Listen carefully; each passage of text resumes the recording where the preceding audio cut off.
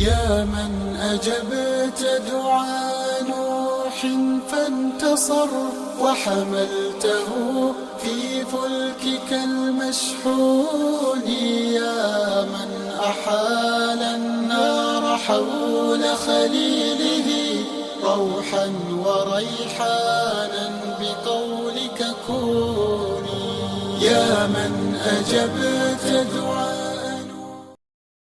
حميد مجيد. اللهم بارك على محمد وعلى آل محمد كما باركت على إبراهيم وعلى آل إبراهيم إنك حميد مجيد.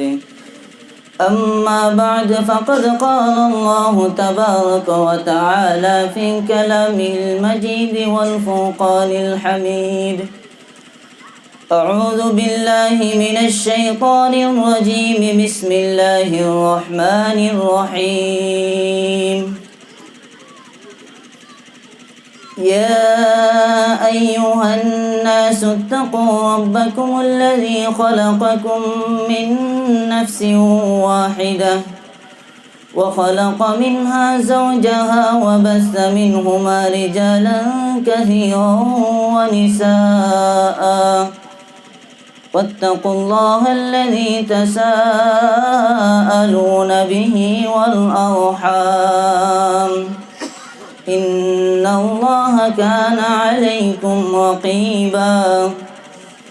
يا أيها الذين آمنوا اتقوا الله حق تقاته ولا تموتن إلا وأنتم مسلمون. يا أيها الذين آمنوا اتقوا الله وقولوا قولا سديدا يصلح لكم أعمالكم ويغفر لكم ذنوبكم، ومن يطع الله ورسوله فقد فاز فوزا عظيما. وقال الله تبارك وتعالى: إلهكم إله واحد لا إله إلا هو الرحمن الرحيم. وقال آخر: إن الله لا يغفر أن يشرك به ويغفر ما دون ذلك لمن يشاء، ومن يشرك بالله فقد افترى إثما عظيما. وقال أيضا: لقد كفر الذين قالوا إن الله هو المسيح ابن مريم، وقال المسيح: يا بني إسرائيل اعبدوا الله ربي وربكم إنه من يشرك بالله فقد حرم الله عليه الجنة ومأواه النار وما للظالمين من أنصار. حدثنا إسحاق بن منصور حدثنا عبد الصمد حدثنا شعبة حدثنا عبيد الله بن أبي بكر سمع أنس رضي الله تعالى عنه عن النبي صلى الله عليه وسلم قال: قال رسول الله صلى الله عليه وسلم: الأكبر الكبائر الإشراك بالله. صدق الله العظيم وصدق رسول النبي الكريم. عزیزان گرامی اور میرے عزیز دوستوں اور بھائیوں، سب سے پہلے میں آپ لوگوں کے سامنے معذرت چاہتا ہوں کہ آپ لوگوں کے سامنے جو بھی باتیں عرض کروں گا وہ اردو زبان میں ہی عرض کروں گا، کیونکہ میری تعلیم زیادہ تر اردو زبان میں ہی ہوئی ہے اور اب تک بھی زیادہ تر relation Urdu, English and Arabic میں ہے۔ اور آج مجھے سب سے زیادہ خوشی ہو رہی ہے کہ آپ لوگوں کے سامنے میں بیٹھا ہوں قرآن حدیث کی روشنی میں باتیں کرنے کے لیے۔ یہ صرف اور صرف آپ لوگوں کی دعاؤں کی بدولت اللہ تبارک و تعالیٰ نے مجھے قبول کیا۔ میں نے اپنی زندگی کا کچھ مختصر حصہ دارالعلوم دیوبند و ندوۃ العلماء میں کچھ مختصر حصہ قرآن و حدیث سمجھنے میں لگایا۔ یہی وجہ ہے کہ آپ لوگوں کے سامنے مجھے اردو میں باتیں کرنے پڑ رہی ہیں۔ تو میرے بھائیوں، اردو زبان ایک ایسی زبان ہے کہ لگ بھگ ایشیا میں سعودی عرب، افغانستان، بنگلہ دیش، ہانگ کانگ، پاکستان کی زیادہ تر 75% لوگ اس زبان سے واقف ہیں، اور میں امید کرتا ہوں کہ آپ لوگ بھی اس زبان سے واقف ہوں گے، اس زبان کو سمجھ سکتے ہیں، بول بھی سکتے ہیں۔ بہت ہی آسان زبان ہے۔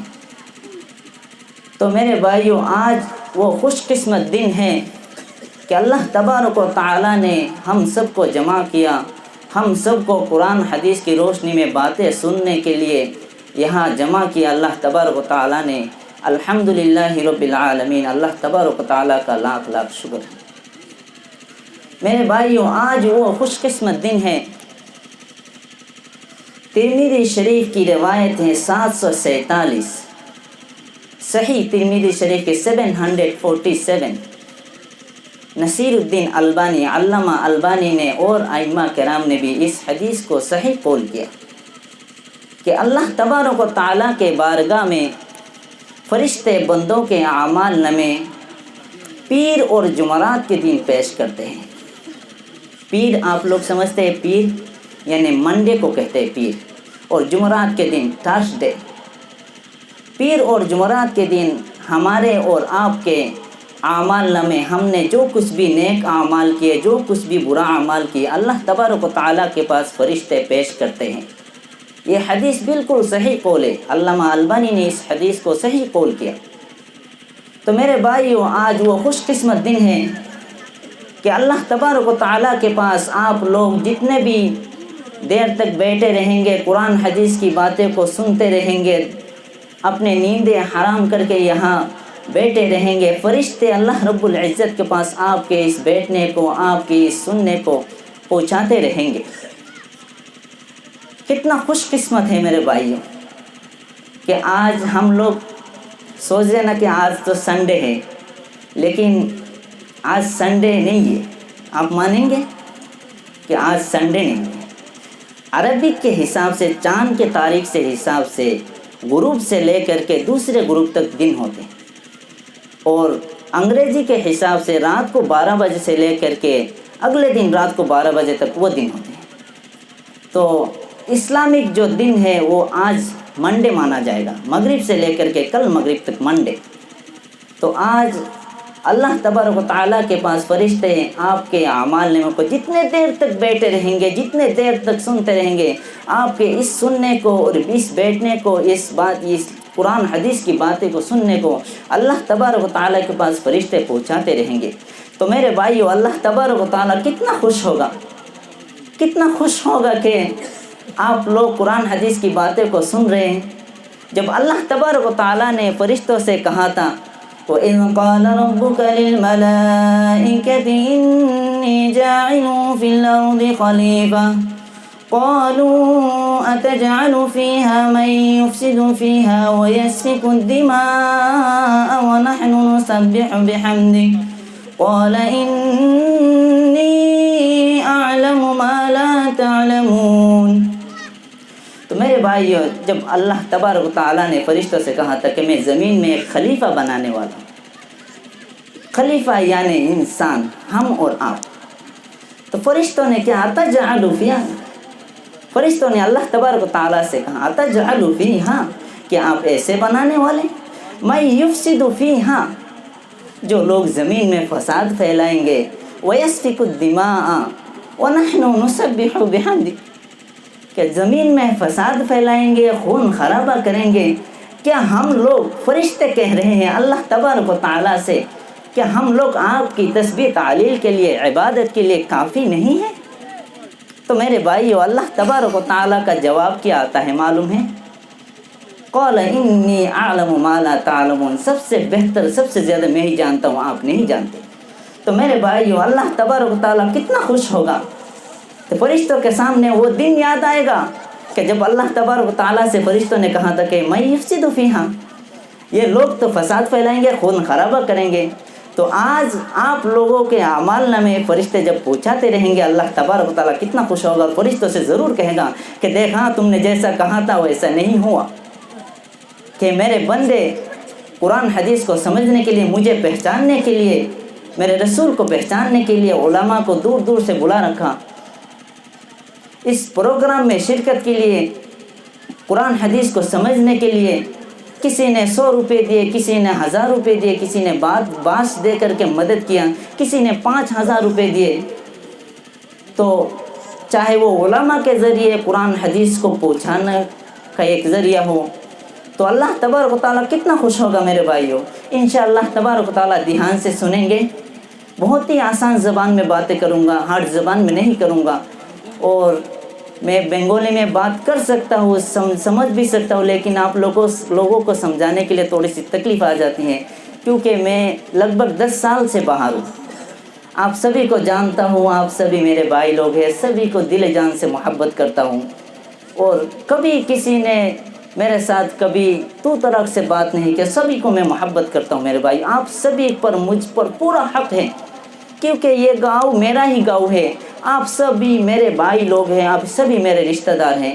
میں نے اس پروگرام میں شرکت کے لیے 2 ٹکٹیں کینسل کرائی، پہلے چنئی سے کرا کر کے وہ کنفرم نہیں ہوا، اس کے بعد 2 ٹکٹ چنئی سے، میں جس مدرسے میں رہتا ہوں وہاں بچوں کو عربی کی تعلیم دیتا ہوں، تو وہاں سے بھی 1 ٹکٹ ہے، وہ بھی کنفرم نہیں ہو پایا، اور میں نے محتمم صاحب کو یہ میں نے وعدہ کر لیا کہ انشاءاللہ ضرور آؤں گا۔ تو میں نے پھر دوبارہ تتکال ٹکٹ بنا کر کے کیرلا سے آیا، 3 دن کا سفر کر کے کل پرسوں رات کو آ کر کے اترا۔ آج انجیکشن لگا کے سر بدن میں بہت ہی درد ہے۔ تو اسی وجہ سے میں نے یہ محنت کی کہ آپ لوگوں پر پورا حق ہے۔ میں نے زندگی میں جو کچھ بھی سیکھا، جو کچھ بھی علم حاصل کیا اپنی اس زندگی میں، اپنی اس غریبی کی حالت میں، آپ لوگوں تک اگر میں نے نہیں پہنچایا، کل قیامت کے دن اللہ تبارک و تعالیٰ مجھے پکڑ لے گا۔ اللہ تبارک و تعالیٰ سے میں چھوٹ نہیں سکتا میرے بھائیوں۔ آپ سبھی میرے رشتہ دار ہیں، آپ سبھی کو قرآن حدیث میں جو کچھ بھی میں نے سیکھا آپ لوگوں تک پہنچانا یہ میرا فرض بنتا ہے۔ میرے بھائیوں، جو بھی علماء آئیں گے باتیں کر کے چلے جائیں گے، دوبارہ پتہ نہیں آنے کا موقع ملے گا نہیں ملے گا، لیکن آپ لوگوں کو میری ساری نظر آپ لوگوں پر ہے کہ آپ سبھی کیسے صحیح اسلام سمجھنے والے، صحیح قرآن حدیث سمجھنے والے بن جائے۔ میری کوشش یہی ہے۔ تو انشاءاللہ دھیان سے سنیں گے، انشاءاللہ تبارک و تعالیٰ دھیان سے سنیں گے۔ بہت ہی آسان زبان میں باتیں کروں گا، مختصر وقت لوں گا، زیادہ دیر وقت نہیں لوں گا۔ اور جو بھی بھائی باہر بیٹھے ہیں میں ان سے معذرت چاہتا ہوں، گزارش کرتا ہوں کہ وہ تھوڑا سا تکلیف کر کے یہاں آ کر کے پینڈل کے اندر بیٹھ جائے۔ انشاءاللہ کوشش کریں گے تو اللہ تبارک و تعالیٰ سمجھ دے گا۔ کوشش کریں گے سمجھنے کی، دل و دماغ کے ساتھ۔ آپ کے اس سننے کو اگر یہاں دماغ اسٹیج کے اندر، پروگرام کے اندر رہے گا تو انشاءاللہ تبارک و تعالیٰ ضرور اللہ سمجھ دے گا۔ اور اگر یہاں بیٹھ کر کے اگر اچھا نہیں لگ رہا ہے، میں مجھ کو مت دیکھیے کہ میں قرآن حدیث میں جو بھی باتیں کر رہا ہوں اس باتیں کو دیکھیے، تو انشاءاللہ تبارک و تعالیٰ نفع ہوگا۔ میرے بھائیوں، مرنا تو ہے سب کو ایک دن، مرنا ہے نا، سب کو ایک دن مرنا ہے۔ میں پچھلے سال جب آیا تھا تو بہت بھائیوں سے ملاقاتیں ہوئیں، میرے والد صاحب بھی چلے گئے، میری ماں بھی چلی گئی، بہت اور بھی بھائی میرے رشتہ دار ہیں، دل و جان سے جن کو میں چاہتا تھا وہ بھی چلے گئے۔ اس سال آنے کے بعد دیکھا کہ نئی قبریں دکھائی دے رہی ہو، چلے گئے اللہ کی طرف۔ تو ہمیں اور آپ کو بھی ایک دن جانا ہے۔ کل نفس ذائقۃ الموت، ہر جاندار کو موت کا مزہ چکھنا ہی ہے۔ اینما تکونوا یدرککم الموت، جہاں کہیں بھی رہیں گے ملک الموت پہنچے گا ہی ہماری طرف اور جان لے کے ہی جائے گا۔ تو میرے بھائیوں مرنا تو ہے ایک دن، مرنے کے بعد سب سے پہلے عقیدے کی بنیاد پر، ایمان کی بنیاد پر، توحید کی بنیاد پر سوال کیا جائے گا۔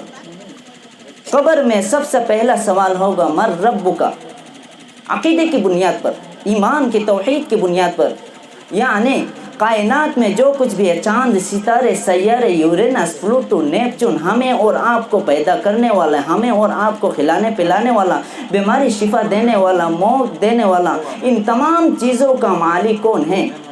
من ربک کا مطلب یہ ہے، میں نے مختصر میں سمجھایا۔ اور میدان محشر میں بھی، یعنی قیامت کے دن میدان محشر میں بھی سب سے پہلے عقیدے کی بنیاد پر، ایمان کی بنیاد پر، توحید کی بنیاد پر پوچھا جائے گا۔ اگر ہمارا عقیدہ صحیح ہے تو ہم کامیاب ہوں گے۔ میرے بھائیو وہ دن کیا منظر ہوگا، نفسی نفسی کا عالم ہوگا، ہر شخص اپنے اپنے فکر میں مبتلا ہوگا، نفسی نفسی کہ میرا کیا ہوگا، میرا کیا ہوگا۔ یوم یفر المرء من اخیہ و امہ و ابیہ و صاحبتہ و بنیہ، اس دن میرے بھائیو بھائی اپنے بھائی سے دور ہوگا، ماں اپنے بیٹے بچوں سے، شوہر اپنی بیوی سے دور ہوگا، کوئی کسی کے کام میں نہیں آئے گا۔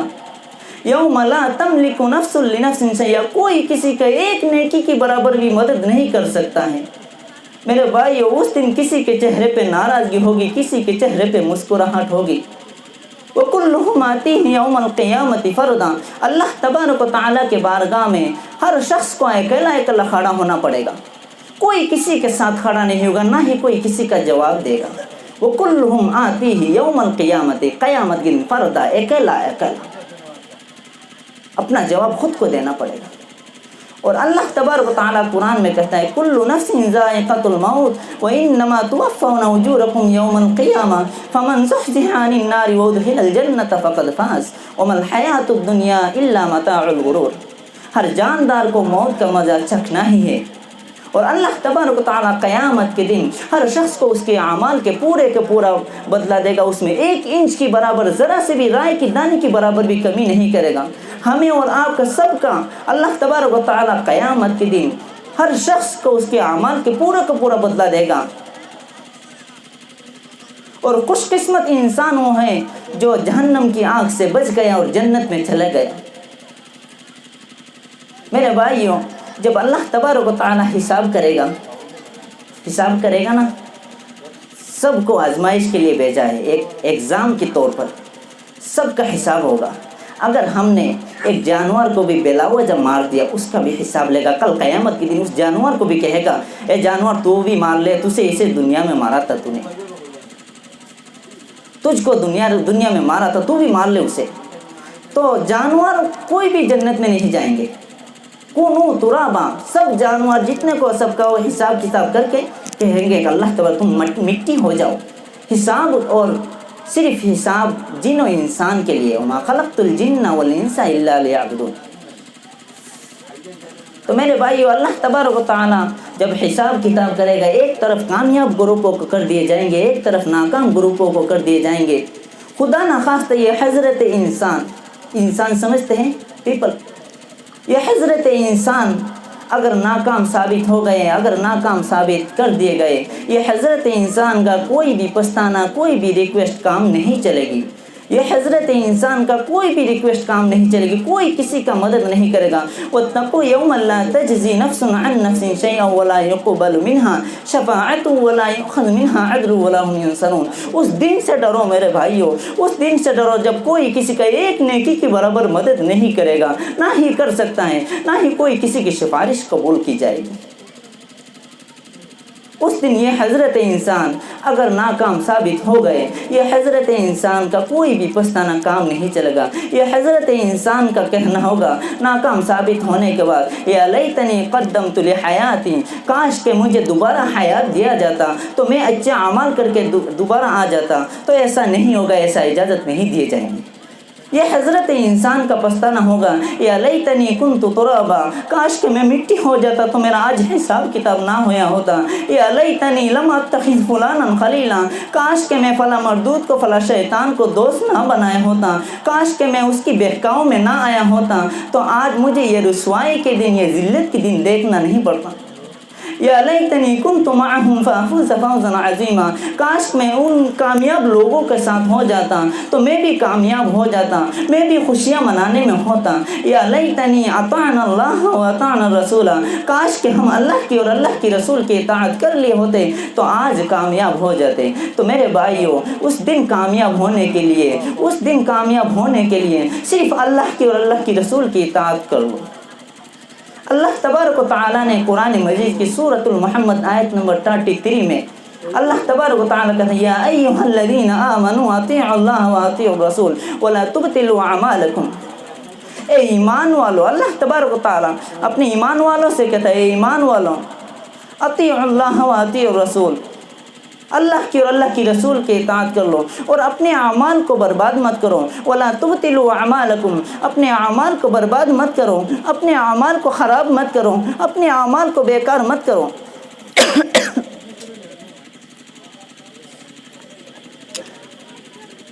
صرف اور صرف اللہ کی اور اللہ کی رسول کی اطاعت کریں گے تو کامیاب ہوں گے۔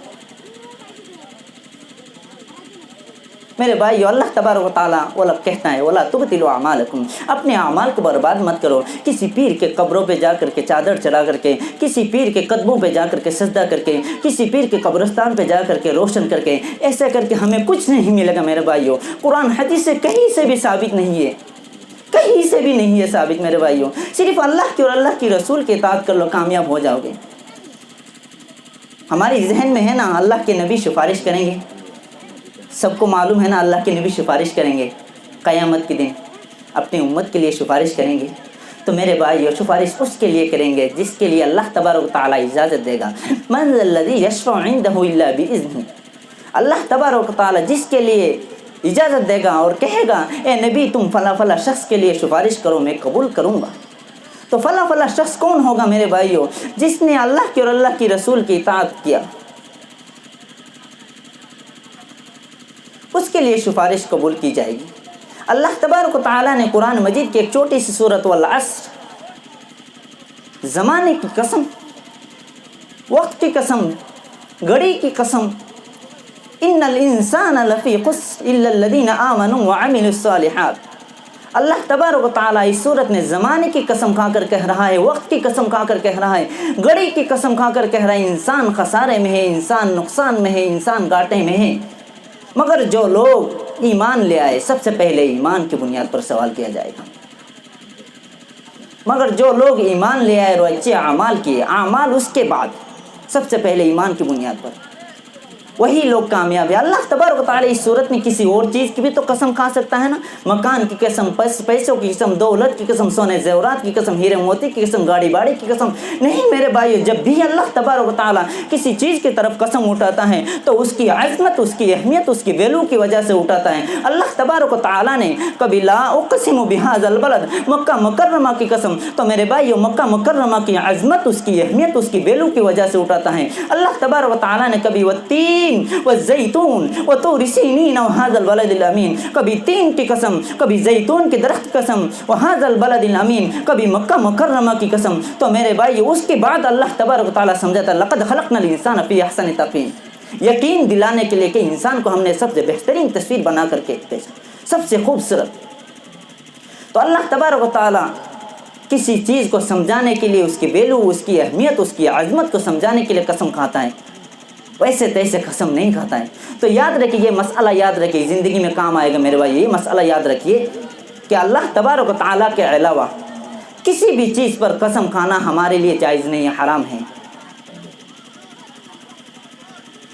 اللہ تبارک و تعالیٰ صرف اللہ واللہ، اللہ کی قسم کھائیں گے۔ اللہ تبارک و تعالیٰ کے علاوہ کسی بھی چیز پر قسم کھانا ہمارے لیے جائز نہیں ہے۔ اپنی جان کی قسم، اپنی بچوں کے سر پر ہاتھ رکھ کر کے قسم کھانا، اپنی محبت کی قسم کھانا، اپنی ماں باپ کی قسم کھانا، یہاں تک کہ قرآن مجید کی قسم کھانا، یہاں تک کہ رسول اللہ صلی اللہ علیہ وسلم کی بھی قسم کھانا، یہ حرام ہے، بالکل جائز نہیں۔ قسم کھائیں صرف اللہ کی ذات پر قسم کھائیں واللہ۔ تو اللہ تبارک و تعالیٰ اس صورت میں زمانے کی قسم کھا رہا ہے۔ زمانے کی اتنی اہمیت، اتنی عظمت، اتنی ویلو، اس زمانے کی مثال ایسی ہے جیسے کوئی برف، فریج میں پانی رکھنے کے بعد برف جمتا ہے نا، برف جمتا ہے، اس کو نکالنے کے بعد ایسے رکھ دیا جائے، پگھلتی پگھلتی پانی بن کے ختم ہو جاتی ہے نا۔ مگر خوش قسمت انسان وہ ہے جو برف کو پگھلنے سے پہلے پہلے اپنے کام میں لے آئے. خوش قسمت انسان وہ ہے جو موت سے پہلے پہلے اپنا عقیدہ صحیح کر لیا. خوش قسمت انسان وہ ہے جو موت سے پہلے اپنے گناہوں سے توبہ کر لیا. خوش قسمت انسان وہ ہے جو موت سے پہلے پہلے اطیع اللہ و اطیع رسول میں شامل ہو گیا. خوش قسمت انسان وہ ہے جو موت سے پہلے پہلے اپنے ایمان کو بچا کر کے لے کے چلا گیا. وہی خوش قسمت انسان ہے. ہم لوگ سوچتے ہیں نا کہ ہم اللہ کی ذات پر ایمان لے آئے ہے نا, اللہ کی رسول پر بھی ایمان لے آئے, لیکن اس کے بعد بھی اللہ تبارک و تعالیٰ کہتا ہے کہ اس کے بعد بھی ہم مشرک ہو سکتے ہیں.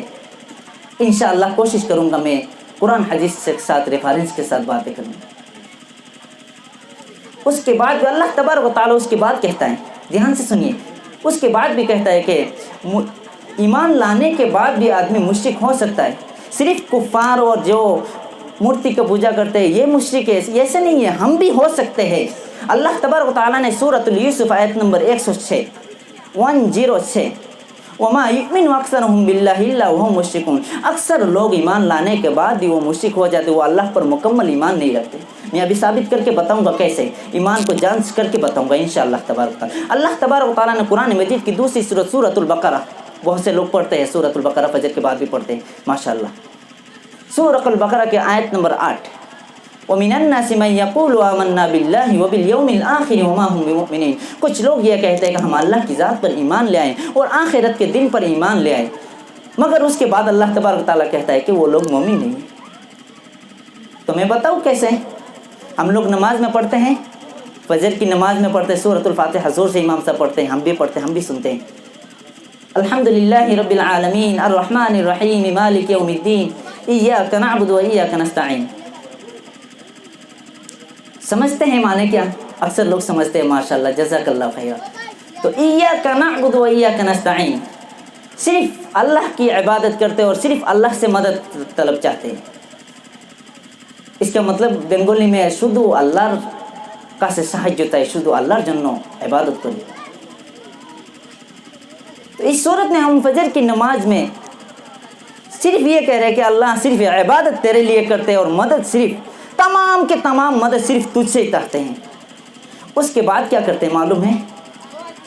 جب صبح ہو جاتی ہے, کوئی اپنے بیوی بچوں سے پریشان ہوتا ہے, کوئی کاروبار بزنس سے پریشان ہوتا ہے. میری باتوں کو دھیان سے سنیے, برا مت مانیے گا, میں قرآن حدیث کے ساتھ باتیں کروں گا.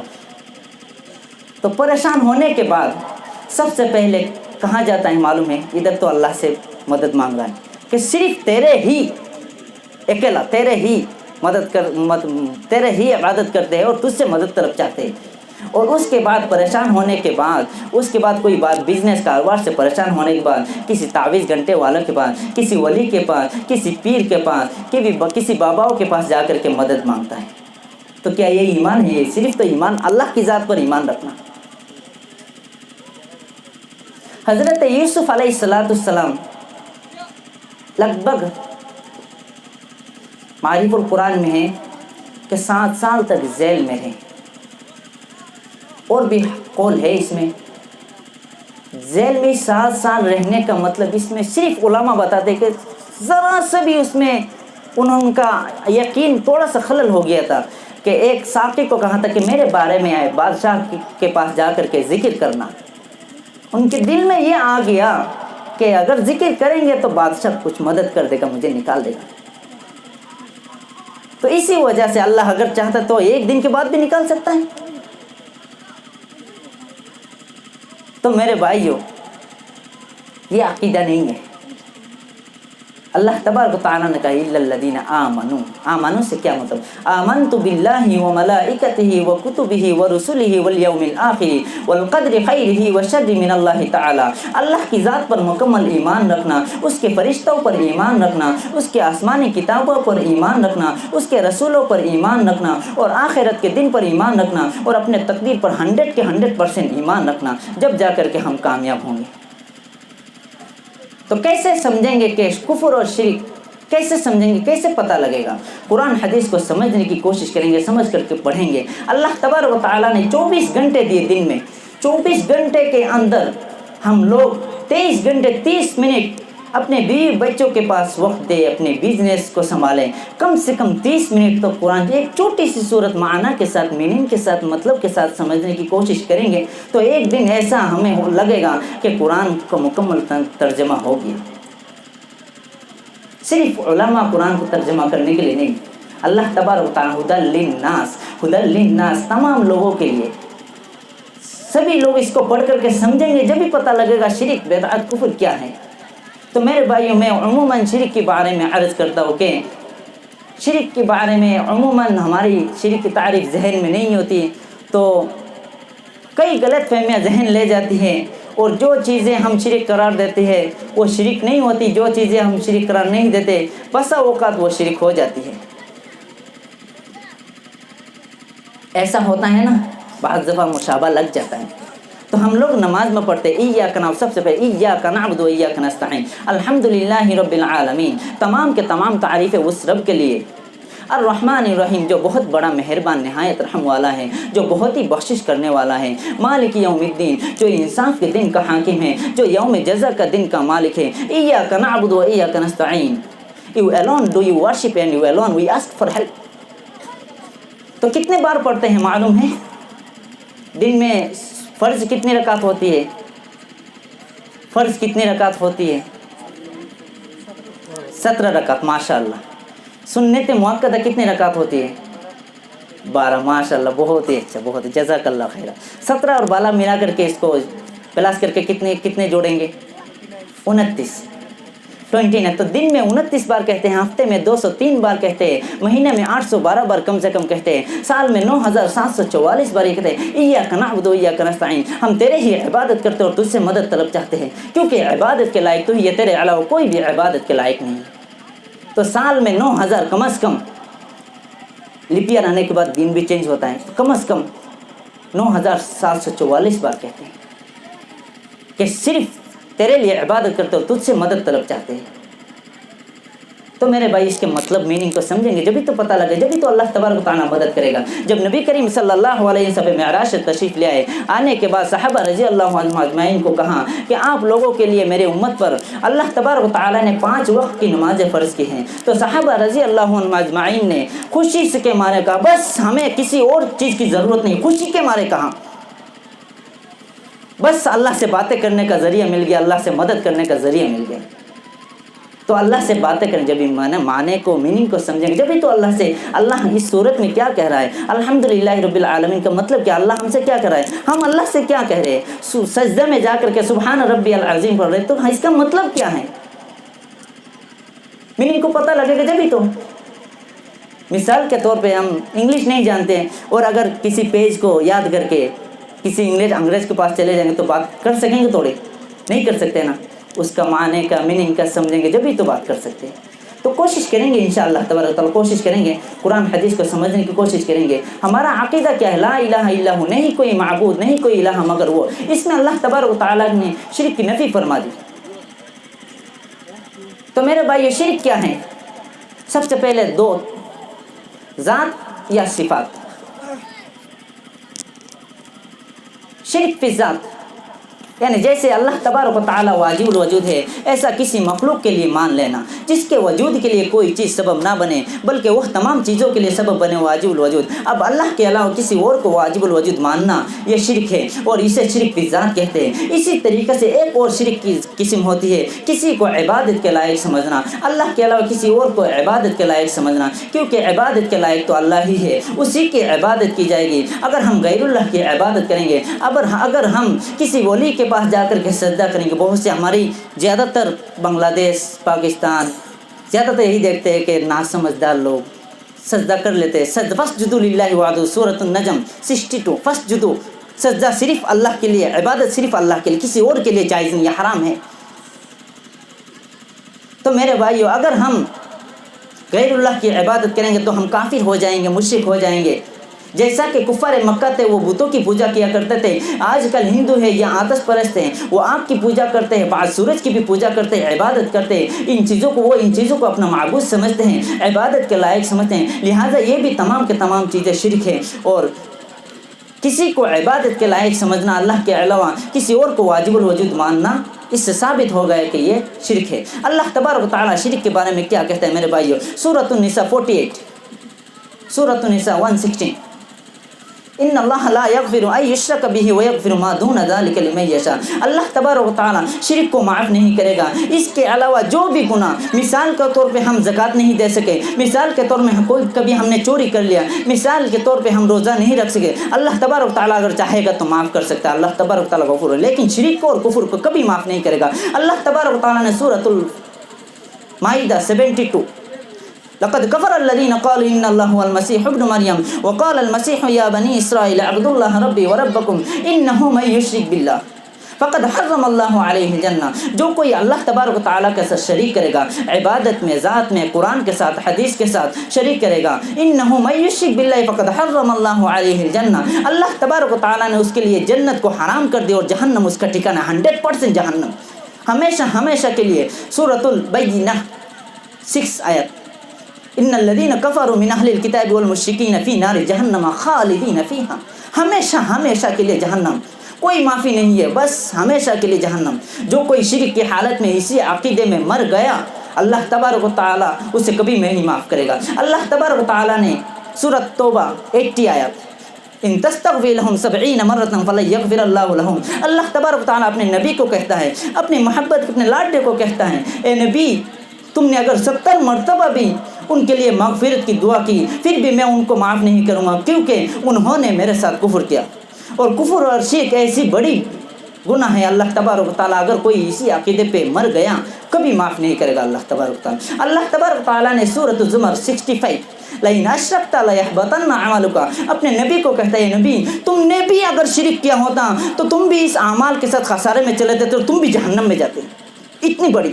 اللہ تبارک و تعالیٰ نے کہتا ہے سورۃ اللقمان 13 نمبر آیات، حضرت لقمان اپنے بیٹے کو نصیحت کرتے ہیں، یا بنیا لا تشرک باللہ، اے میرے بیٹے اللہ تبارک و تعالیٰ کے ساتھ شریک مت ٹھہرانا، ان الشرک لظلم عظیم، سب سے بڑا گناہ ہے شرک۔ کیسے کیسے ہوتا ہے میں آہستہ آہستہ بتاتا ہوں، آپ لوگ تھوڑا سا دھیان سے سنیں گے، بس تھوڑا سا مختصر وقت سنیں گے، زیادہ نہیں، 1 گھنٹے زیادہ سے تھوڑا ادھر ادھر ہو سکتا ہے۔ تو شرک اور کفر سب سے بڑا گناہ، اس لیے جو شرک کرتا ہے کفر وہ بہت ہی زیادہ بھٹک چکا ہے، اس لیے اللہ معاف نہیں کرے گا۔ اگر مرنے سے پہلے ہم نے توبہ کر لیا تو اللہ معاف کر دے گا۔ اس کے علاوہ شرک اور کفر کے علاوہ جو بھی گناہ ہے اللہ چاہے گا تو معاف کر سکتا ہے۔ تو میرے بھائیوں، شرک کیا ہوتی ہے میں بتاؤں؟ نمبر 2، شرک فی صفات، صفات میں شرک کرنا، یعنی شرک فی صفات، صفات کے بنگالی میں بولتے ہیں گون۔ تو صفات میں شرک کا مطلب یہ ہے کہ جو صفت اللہ کا ہے، اللہ کے لیے ثابت ہو، بعینہ، وہی صفت کسی مخلوق کے لیے مان لینا، جن کنڈیشنز کے ساتھ، جن اوصاف کے ساتھ کوئی صفت ہم اللہ کے لیے مانتے ہیں، انہی کنڈیشنز کے ساتھ، انہی اوصاف کے ساتھ وہ صفت کسی مخلوق کے لیے مان لینا، یہ شرک فی صفات ہے۔ مثال کے طور پہ اللہ تبارک و تعالیٰ کی کوئی بھی صفت اٹھا لے، ہر صفت 3 اوصاف سے متصف ہوتی ہے، نمبر 1 ذاتی، نمبر 2 غیر فانی، نمبر 3 لامحدود۔ اللہ تبارک و تعالیٰ نمبر 1 ذاتی کا مطلب یہ ہے کہ اسے کسی نے نہیں دی، تمام کے تمام صفاتیں اس کی ہے، ایسا نہیں ہوا کہ علم قدرت کسی نے اختیار دے، نہیں، ذاتی اسے کہتے ہیں جو کسی کے دینے سے نہ ہو۔ نمبر 2 غیر فانی، اللہ تبارک و تعالیٰ کی تمام کے تمام صفات غیر فانی، کبھی ان پر فنا تاریخ نہیں ہو، فنا سمجھتے ہیں ختم۔ نمبر 3 اللہ تبارک و تعالیٰ کی تمام کے تمام صفات لامحدود ہے، کوئی حد نہیں۔ مثال کے طور پہ علم، کتنا علم ہے، کوئی حد نہیں۔ تو اس سے ثابت ہو گیا کہ اللہ تبارک و تعالیٰ کی تمام کے تمام صفات 3 اوصاف ہے، 3 کوالٹی ہے، نمبر 1 ذاتی، نمبر 2 غیر فانی، نمبر 3 لامحدود۔ صفات میں شرکت کا مطلب یہ ہے کہ اگر کسی مخلوق میں کوئی صفت مانے اور اگر ان 3 اوصاف سے متصف ہوتی ہے تب جا کر کے شرک ہوتی ہے، اور اگر ان 3 اوصاف سے متصف نہیں تو پھر شرک نہیں ہے۔ مثال کے طور پہ اللہ تبارک و تعالیٰ دیکھتا ہے، ایک مثال دیکھتا ہے نا، سب کو دیکھتا ہے، کالی اندھیری رات میں اگر چیونٹی بھی حرکت کر رہی ہے اس کو بھی اللہ تبارک و تعالیٰ دیکھتا ہے۔ ہم بھی دیکھتے ہیں نا، ہم بھی دیکھتے ہیں، تو اللہ کے لیے بھی دیکھنا مانتے ہیں، اپنے لیے بھی مانتے ہیں، اللہ کا ہے دیکھنا مانتے ہیں، تو کیا یہ شرک ہے؟ نہیں میرے بھائیوں، کیونکہ اللہ تبارک و تعالیٰ کا دیکھنا ذاتی ہے اور ہمارا دیکھنا عطا ہی. ہمیں اللہ نے جتنا عطا کیا اتنا ہی ہے. جتنا دیر تک دیکھ سکتے ہیں، جتنا اللہ نے ایک حد تک رکھا ہے. اللہ تبارک و تعالیٰ کی دیکھنے کی صفت غیر فانی، ہمارا فانی ہے. اللہ تبارک و تعالیٰ کی دیکھنے کی صفت لا محدود ہے، ہمارا محدود ہے. کیونکہ ہم کہاں تک دیکھ سکتے ہیں؟ سائنٹسٹ کا کہنا یہ ہے کہ مانو ذاتی یعنی انسان 339 کلومیٹر تک دیکھ سکتے ہیں. یہ ہوا میں دھلاپن کی وجہ سے تو ہم آگے دیکھ نہیں پاتے، پہچان نہیں پاتے. 339 کلومیٹر میں یعنی 221 مائل تک. تو 221 مائل تک ہم دیکھ سکتے، اس سے آگے نہیں دیکھ سکتے. سائنٹسٹ کا لاسٹ ماننا ہے ایک حد تک ہے نا، اس سے آگے ہم دیکھ نہیں سکتے. ہماری آنکھوں کی جو سیلز ہوتی ہے وہ 1.5 ہوتی ہے. اس 1.5 کے ساتھ ایک حد تک دیکھ سکتے ہیں. اور اللہ تبارک و تعالیٰ دیکھتا ہے. علم یعلم بان اللہ یرا، وہ ہر چیز کو دیکھتا ہے. مکان کے اندر، زمین کے اندر، پتال کے اندر، سمندر کے اندر، کالی اندھیری رات میں اگر چیونٹی بھی کوئی حرکت کر رہی ہے تو اس کو بھی اللہ تبارک و تعالیٰ دیکھتا ہے. بس شرک ختم. ہاں لیکن اگر کوئی شخص یہ کہے کہ نہیں میں یہاں بیٹھ کر کے امریکہ میں جو کچھ بھی ہو رہا ہے یہاں سے دیکھ سکتا ہوں، تو بس کفر ہو گیا. اور ایسے عقیدے کو ماننے والا مشرک ہے. تو میرے بھائیو مختصر کرتا ہوں صرف 2 منٹ. میرے بھائیو عقیدے کو صحیح کرنا ضروری ہے. سب سے پہلے عقیدے کی بنیاد پر خدا کی قسم، اگر ہمارے عقیدے میں شرک کی رتی ہوئی، خدا کی قسم جیسے حضرت ابراہیم خلیل اللہ اپنے باپ کو نہیں بچا سکیں، جیسے حضرت نوح علیہ السلام اپنے بیٹا کو نہیں بچا سکیں، جیسے حضرت محمد مصطفیٰ صلی اللہ علیہ وسلم اپنے چچزان کو نہیں بچا سکیں، ویسا ہی آپ کا بیٹا، آپ کا باپ بھی جتنا ہی انیک عمل ہو آپ کو اس رب کی پکڑ سے نہیں بچا سکتا. توبوا الی اللہ توبۃ نصوحا، اللہ تبارک و تعالیٰ سے اپنے گناہوں کی توبہ کرو.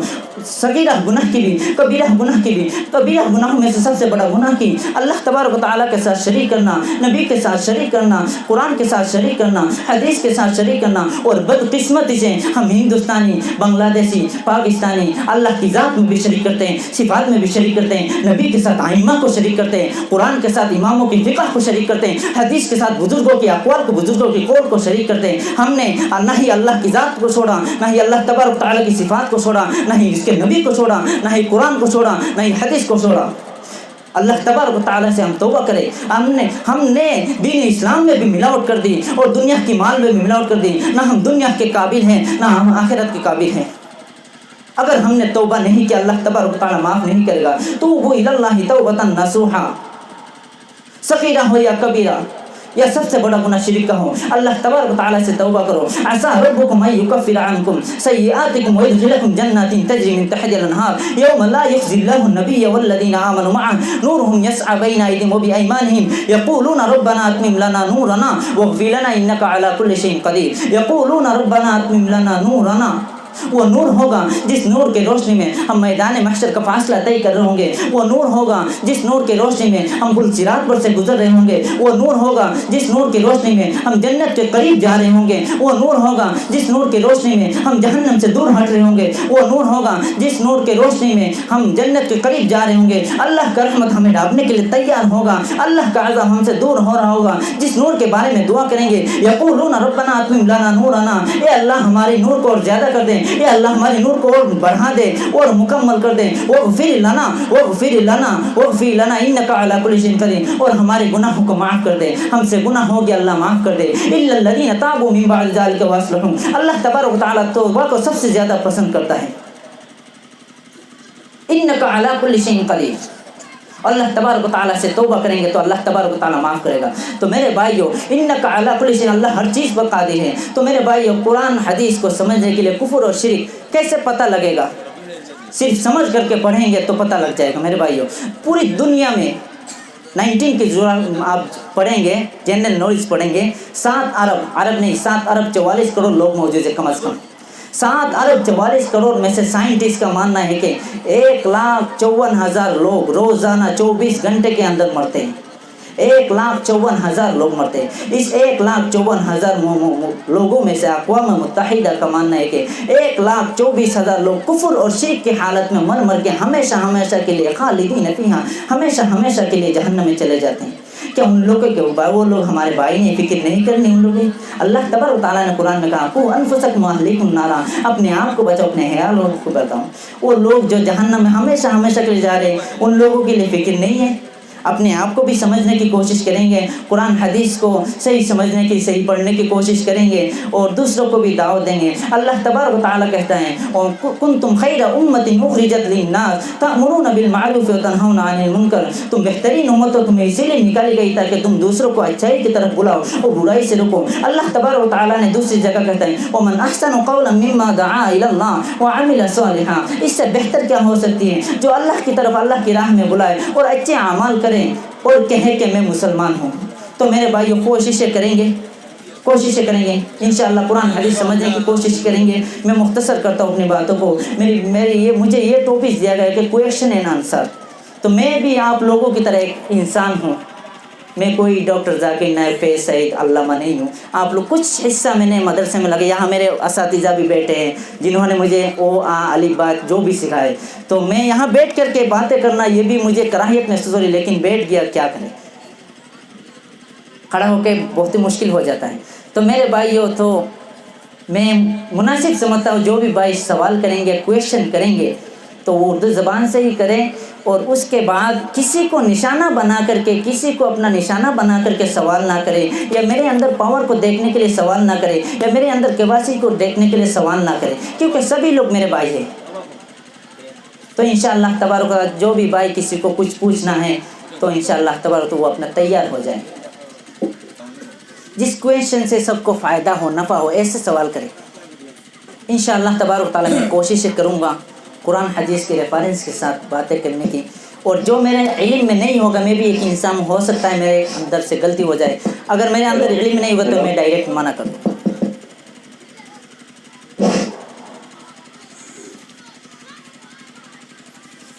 السلام علیکم، میرا نام آزاد ہے۔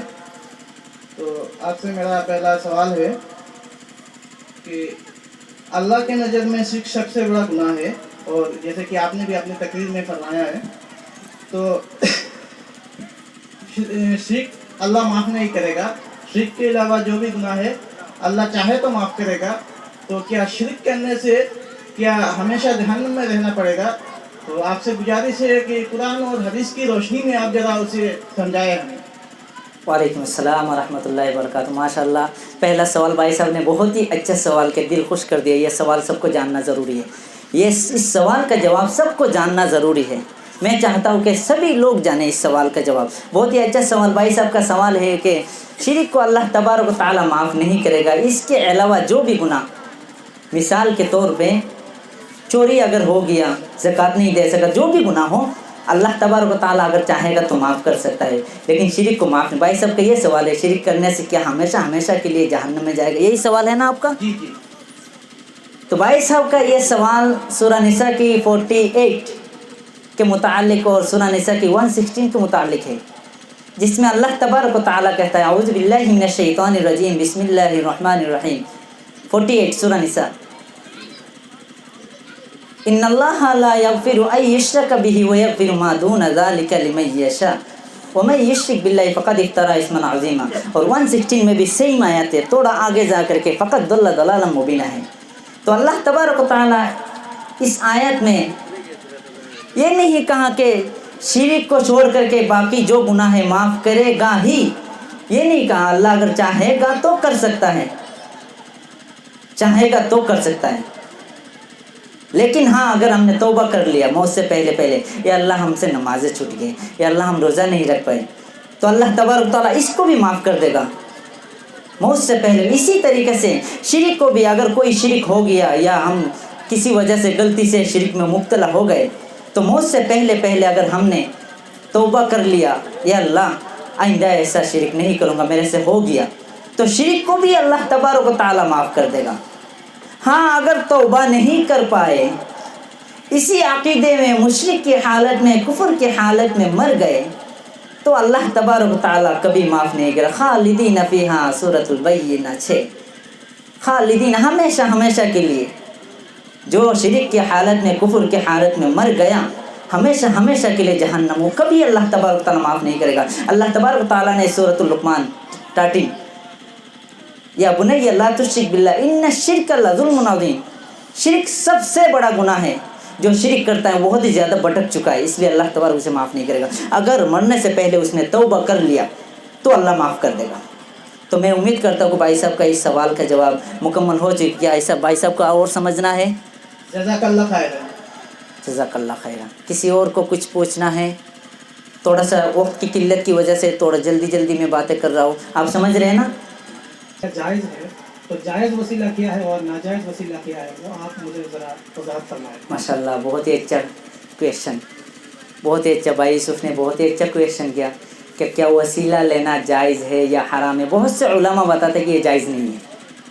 تو میں انشاءاللہ کوشش کروں گا کہ قرآن حدیث کے ساتھ آپ آیات نمبر لکھ سکتے ہیں، ویسے نہیں بولیں گے کہ یہ ایسا نہیں ہے، آیت نمبر لکھ کے مجھے بتائیں گے آپ نے ایسا کہاں ایسا وہاں لکھا، قرآن حدیث کے ساتھ آیت نمبر کے ساتھ کوشش کروں گا انشاءاللہ تبارک تعالیٰ۔ ہمارے معاشرے میں کیا ہوتی ہے معلوم ہے، ہمارے معاشرے میں زیادہ تر وسیلہ لے کر کے دعا مانگتے ہیں، تو ہمیں معلوم نہیں ہے، ہم نادان ہیں، اسی لیے کرتے ہیں کہ ہمارے باپ دادا کرتے ہوئے آ رہے، ہم بھی کر رہے، انسان ہیں۔ تو میرے بھائیو، اللہ تبارک و تعالیٰ سے دعا کرتے ہوئے کسی میت کا، کسی پیر ولی، کسی ولی کا وسیلہ لینا، وسیلہ لے کر کے دعا مانگنا، یہ اللہ تبارک و تعالیٰ کی توہین ہے اور یہ شرک ہے۔ اللہ تبارک و تعالیٰ سے دعا کرتے ڈائریکٹ اللہ سے دعا مانگنا ہے، بیچ میں کسی میت کسی پیر کے وسیلہ لے کر کے دعا نہیں مانگنا ہے، ڈائریکٹ اللہ تبارک و تعالیٰ سے دعا مانگنا ہے۔ اللہ تبارک و تعالیٰ نے سورۃ المؤمن 80 وقال ربکم ادعونی استجب لکم، تم مجھے پکارو میں تمہاری دعاؤں کو سنتا ہوں، جواب دیتا ہوں۔ جب اس آیت نازل ہوئی، صحابہ رضی اللہ عنہم اجمعین نے نبی کریم صلی اللہ علیہ وسلم سے پوچھا کہ اس کا مطلب کیا ہے، تو اللہ تبارک و تعالیٰ نے فوراً خود وحی کیا، سورۃ البقرہ 186 186 وَإِذَا سَأَلَكَ عِبَادِي عَنِّي فَإِنِّي قَرِيبٌ أُجِيبُ دَعْوَةَ الدَّاعِ إِذَا دَعَانِ فَلْيَسْتَجِيبُوا لِي۔ اللہ تبارک و تعالیٰ کہتا ہے، اے نبی، اگر میرے بندے میرے متعلق پوچھیں گے تو ان کو بتاؤ کہ میں بہت ہی قریب ہوں، جب کوئی پکارنے والا پکارتا ہے تو میں اس کی جواب دینے کے لیے پہلے سے ہی تیار ہوتا ہوں۔ اللہ تبارک و تعالیٰ نے سورۃ القاف 16 وَنَحْنُ أَقْرَبُ إِلَيْهِ مِنْ حَبْلِ الْوَرِيدِ، اللہ تبارک و تعالیٰ کہتا ہے وَنَحْنُ أَقْرَبُ، اللہ تبارک، میں انسان کے اس نس سے بھی زیادہ اقرب، سب سے زیادہ اس نس سے بھی زیادہ میں قریب ہوں۔ تو جو اللہ تبارک و تعالیٰ کے اس نس سے بھی زیادہ قریب ہے، تو پھر کسی ولی کسی پیر کے کتنا دور تک پہنچ رہے ہم، کیسا ہوگا ایسا؟ کوئی ایسا حدیث نہیں ہے۔ اللہ تبارک و تعالیٰ سے دعا کر، ڈائریکٹ اللہ سے دعا مانگنا، اے اللہ مجھے یہ چاہیے۔ بہت سے لوگ یہ مثال دیتے ہیں کہ جج تک باتیں پہنچانے کے لیے کسی وکیل کی ضرورت ہوتی ہے نا، جج تک باتیں پہنچانے کے لیے کسی وکیل کی ضرورت ہے، یہ گھٹیا مثال دیتے ہیں۔ کیس اگر جیتنا ہے وکیل کو پکڑنا پڑتا ہے نا، ایسا ہے نا، تو ایسے مثال دے کر کے وسیلہ تلاش کر کے اگر اللہ تک پہنچانا ہے تو کسی ولی کا وسیلہ لینا چاہیے۔ تو اس جج کو میرے بارے میں علم نہیں ہے، اسی لیے وکیل پکڑتے ہیں نا، سب ڈیٹیل لے کر کے دیتے ہیں نا، میرے بارے میں علم نہیں ہے، اس جج کو علم کو پہنچانے کے لیے دیتے ہیں نا۔ تو اللہ تبارک و تعالیٰ میں کیا کر رہا ہوں، آپ کیا کر رہے ہیں، سب جانتا ہے نا، تو پھر بیچ میں کسی کو کیوں اگر وکیل بنا رہے، وسیلہ کیوں لے رہے بھائی؟ تو یہ بالکل غلط ہے۔ آج تک جو کرتے ہوئے آ رہے، قرآن حدیث کے ساتھ ہم تلاش کریں گے تو ملے گا۔ ترمذی شریف کی روایت ہے 3604، صحیح ترمذی 3604۔ وسیلہ میں بتاتا ہوں کن کن چیز سے وسیلہ لینا ہے۔ حدیث تھوڑی سی لمبی ہے، مختصر کر کے بتاؤں گا کہ نبی کریم صلی اللہ علیہ وسلم نے فرمایا، تم سے پہلے 3 شخص تھے بنی اسرائیل میں، 3 شخص تھے، اللہ والے تھے، نیک تھے۔ وہ ایک مرتبہ سفر میں تھے اور اچانک رات ہو گئی، مغرب کا وقت ہونے لگا اور بارش آنے لگی، تو تینوں شخص سفر میں تھے، جا رہے تھے ایک ساتھ کہیں جا رہے تھے، تو اچانک جب بارش آنے لگی تو ایک غار میں جا کر کے، غار سمجھتے ہیں پہاڑوں کی نیچے سے ایک گات ہوتا ہے، تو اس غار میں چھپ گئے بچنے کے لیے بارش سے۔ تو تینوں شخص اللہ والے تھے،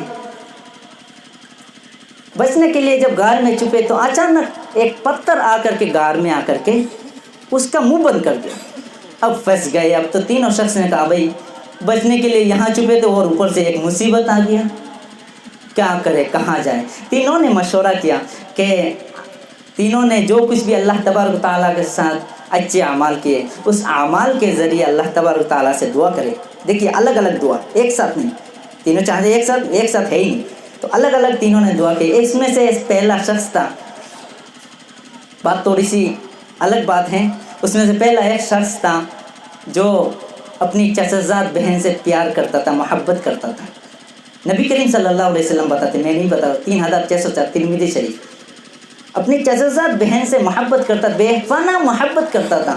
तो अचानक उस चचाज़ाद बहन को कुछ रकम की, कुछ दिनार की ज़रूरत पड़ी, तो वो चचाज़ाद बहन आकर के अपनी मोहब्बत के साथ कहा कि मुझे कुछ रकम की ज़रूरत है, कुछ पैसों की ज़रूरत है, आप देंगे? तो वैसे बोलते हैं ना, मोहब्बत जिसके साथ होती है कुछ भी मांगते हैं। तो उन्होंने क्या अपनी ख्वाहिशत के मैं दे सकता हूँ, सिर्फ अपनी नफ्स की ख्वाहिशात अगर तुम्हारे साथ पूरा करूँगा जब जा कर के दूँगा। तो गलत काम, यानी नफ्स की ख्वाहिशात पूरा करूँगा जब जा कर के। वो मजबूर चचाज़ाद बहन, वो मोहब्बत करने वाली मजबूर होने के बाद मान गई और उन्होंने पैसे दे दिए, 100 दिनार, कुछ दिनार दे दिए। देने के बाद जब दोनों टांगों के बीच बैठ गए वो, और गलत का बिल्कुल ख्याल कर दिया कि बस करना ही है, तो उस चचाज़ाद बहन बोलने लगी कि ए अल्लाह के बंदे, अल्लाह से डर, ये गलत काम है। तो फ़ौरन वो अल्लाह के नेक बंदे हट गए, हट करके कहा बस और नहीं करूँगा।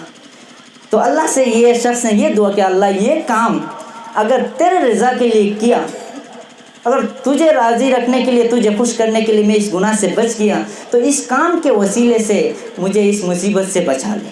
तो अल्लाह तबारक ताला ने फ़ौरन कबूल कर लिया।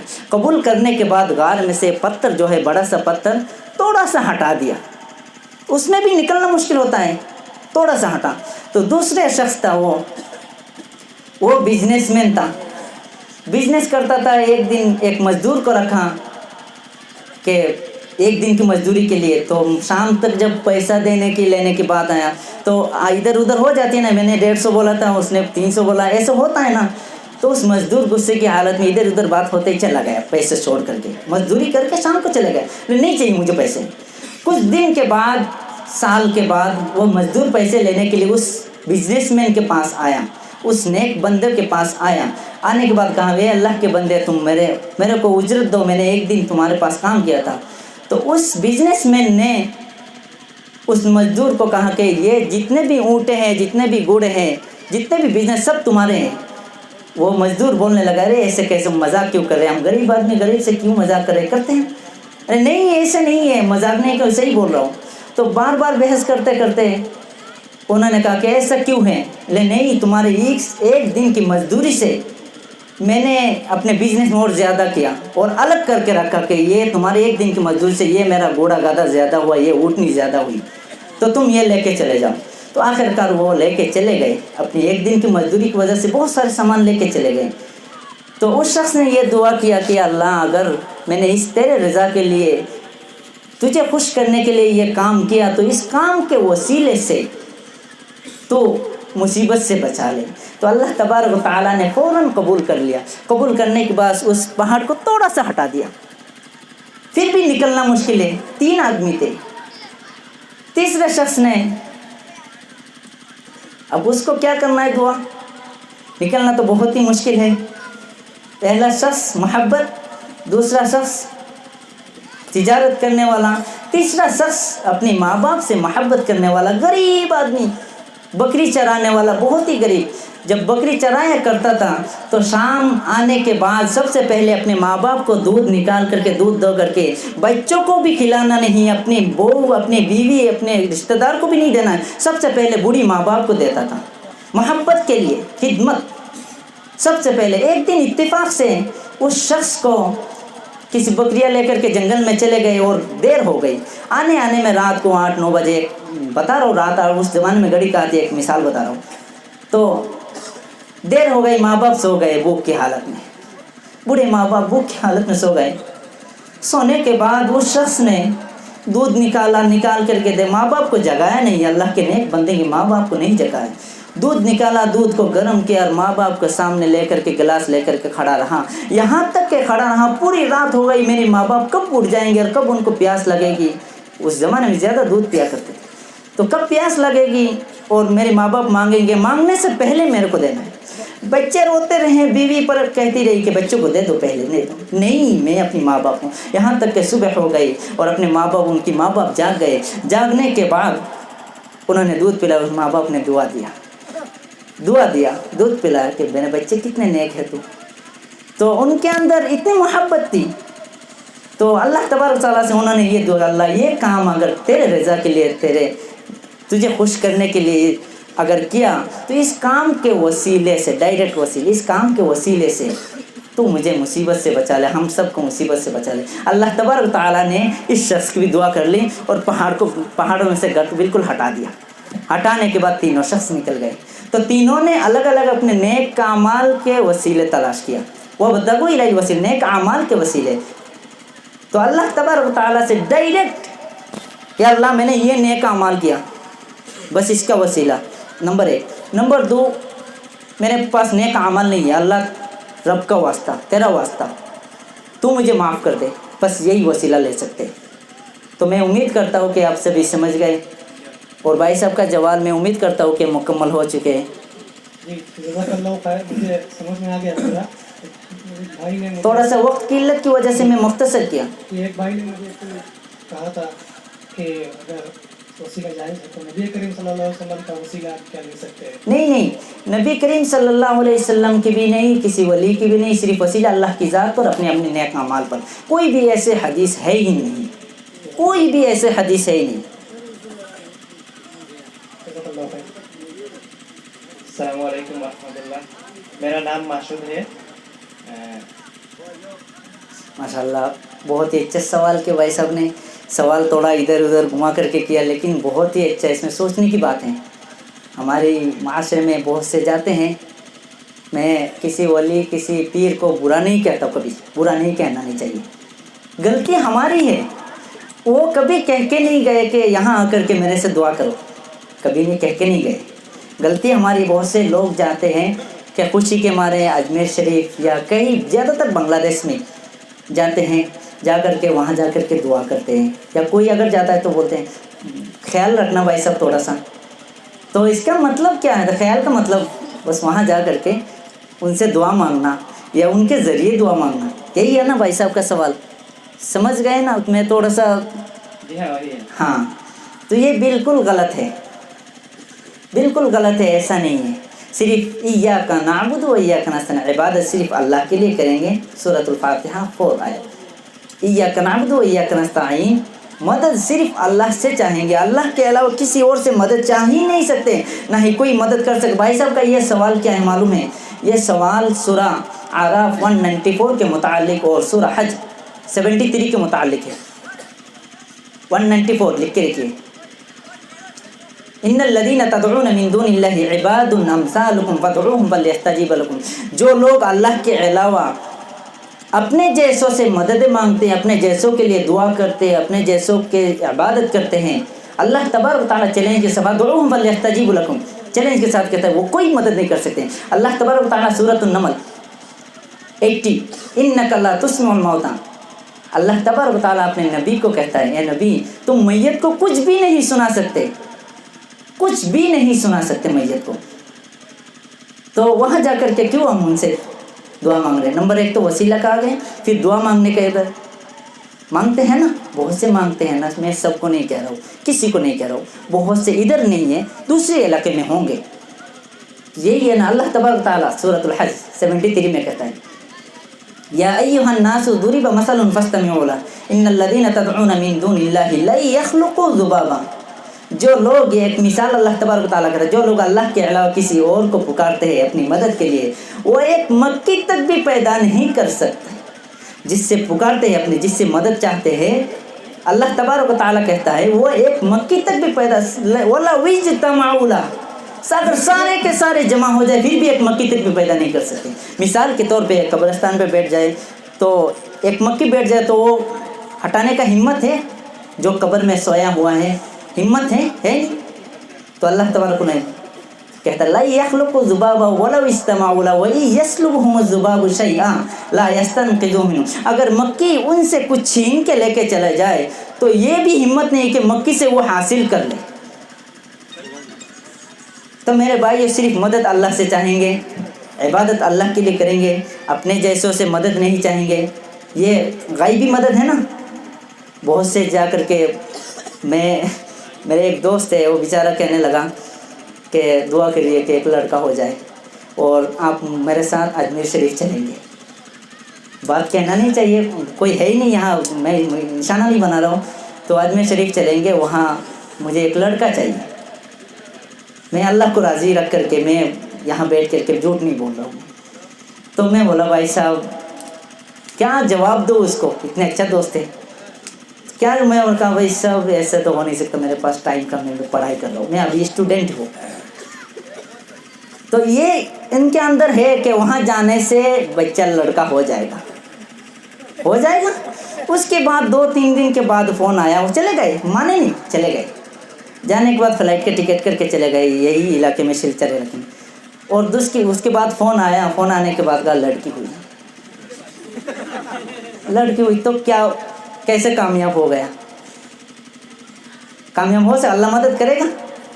اپنے جیسوں سے جا کر کے پکار رہے ہیں. تو یہ بالکل غلط ہے اور یہ حرام ہے اور یہ شرک ہے. صرف مدد اللہ سے چاہیں گے، عبادت اللہ کے لیے کریں گے. تو میں امید کرتا ہوں وقت کی قلت کی وجہ سے تھوڑا سا جلدی سمجھانے کی کوشش کیا کہ آپ سمجھ گئے.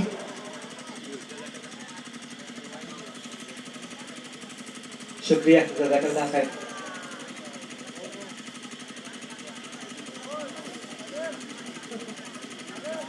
السلام علیکم، میرا نام ہے احسان الدین بربیا. میرا سوال یہ ہے، ماشاء اللہ بھائی صاحب بہت اچھی بات ہے. بھائی صاحب نے بہت اچھا سوال کیا، بہت بہت شکریہ بھائی صاحب کا آپ کا. کیونکہ ہم غلط کر لیتے ہیں، سمجھتے نہیں، غلط کر لیتے ہیں، ہو جاتی ہے غلطی. آپ معارف القرآن ہے، سورہ بقرہ 41، ابن کثیر ہے 41 آیات.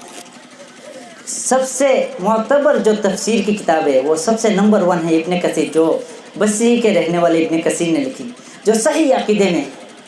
اور اس کے بعد ہے معارف القرآن جو مفتی شفیع صاحب کی لکھی ہوئی. تو 41 میں ڈائریکٹ یہ لکھا ہے کہ اجرت دے کر کے، میں اپنی طرف سے باتیں نہیں بتا رہا ہوں، آپ اردو سمجھتے، بنگالی میں ہر زبان میں معارف القرآن ابن کثیر ٹرانسلیٹ ہے، لکھا ہوا ہے. میں نے صبح مطالعہ کیا تھا، میں نے صبح جب مطالعہ کیا میرے ذہن میں آیا کہ زیادہ تر تو یہی ہے، ہو سکتا ہے یہی پوچھ لیں گے، ایسا ہو سکتا ہے. تو تھوڑا سا مطالعہ کیا کر کے رکھ دیا میں نے. تو اس میں ڈائریکٹ یہ لکھا ہے کہ میت مرنے کے بعد قرآن ختم اجرت کی بنیاد پر، پیسوں کی بنیاد پر.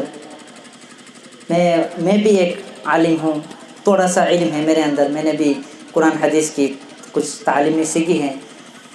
تو میں زیادہ تر کوشش پڑھائی کے دوران میں بھی کرتا تھا کہ اس میں کہاں آیت کہاں ہے، کتنے نمبر حدیث ہے، اور ایسا کیوں کہا اللہ کے نبی سے ہے یا نہیں ہے، یہ کوششیں کرتا تھا. تو میت میں اسے ڈائریکٹ یہ لکھا ہو، سب سے معتبر معارف القرآن، اس سے پہلے جو ہے وہ ابن کثیر ہے. ابن کثیر میں تھوڑی سی ہارڈ ہے، معارف القرآن بہت ہی آسان کے ساتھ. تو میت مرنے کے بعد اس کی اجرت کی بنیاد پر قرآن پڑھنا یا پڑھانا یہ بالکل حرام ہے اور ناجائز ہے، بالکل حرام ہے اور ناجائز ہے. آپ دیوبند کی کتاب رد المختار دیوبند میں پڑھائی، پوری دنیا میں سب سے نمبر 1، مصر میں سب سے بڑا جامعہ ملیہ، اس کے بعد ہے دارالعلوم دیوبند جو انڈیا میں ہے، جس کو فراغت بعد ہندوستانی بولتے ہیں. وہ دارالعلوم دیوبند رد المختار کتاب الاجارہ 77 آپ کھول کے دیکھیں گے کہ میت کے لیے قرآن پڑھنا جو پڑھتا ہے اس کو بھی ثواب نہیں ملتا، کہ جو میت کو اس کو کیسے ملے گا. تو بالکل حرام ہے، ناجائز ہے، نہ میت کو ملے گا نہ پڑھنے والوں کو ملے گا. ہاں پڑھ سکتے ہیں، ایسے پڑھ سکتے ہیں،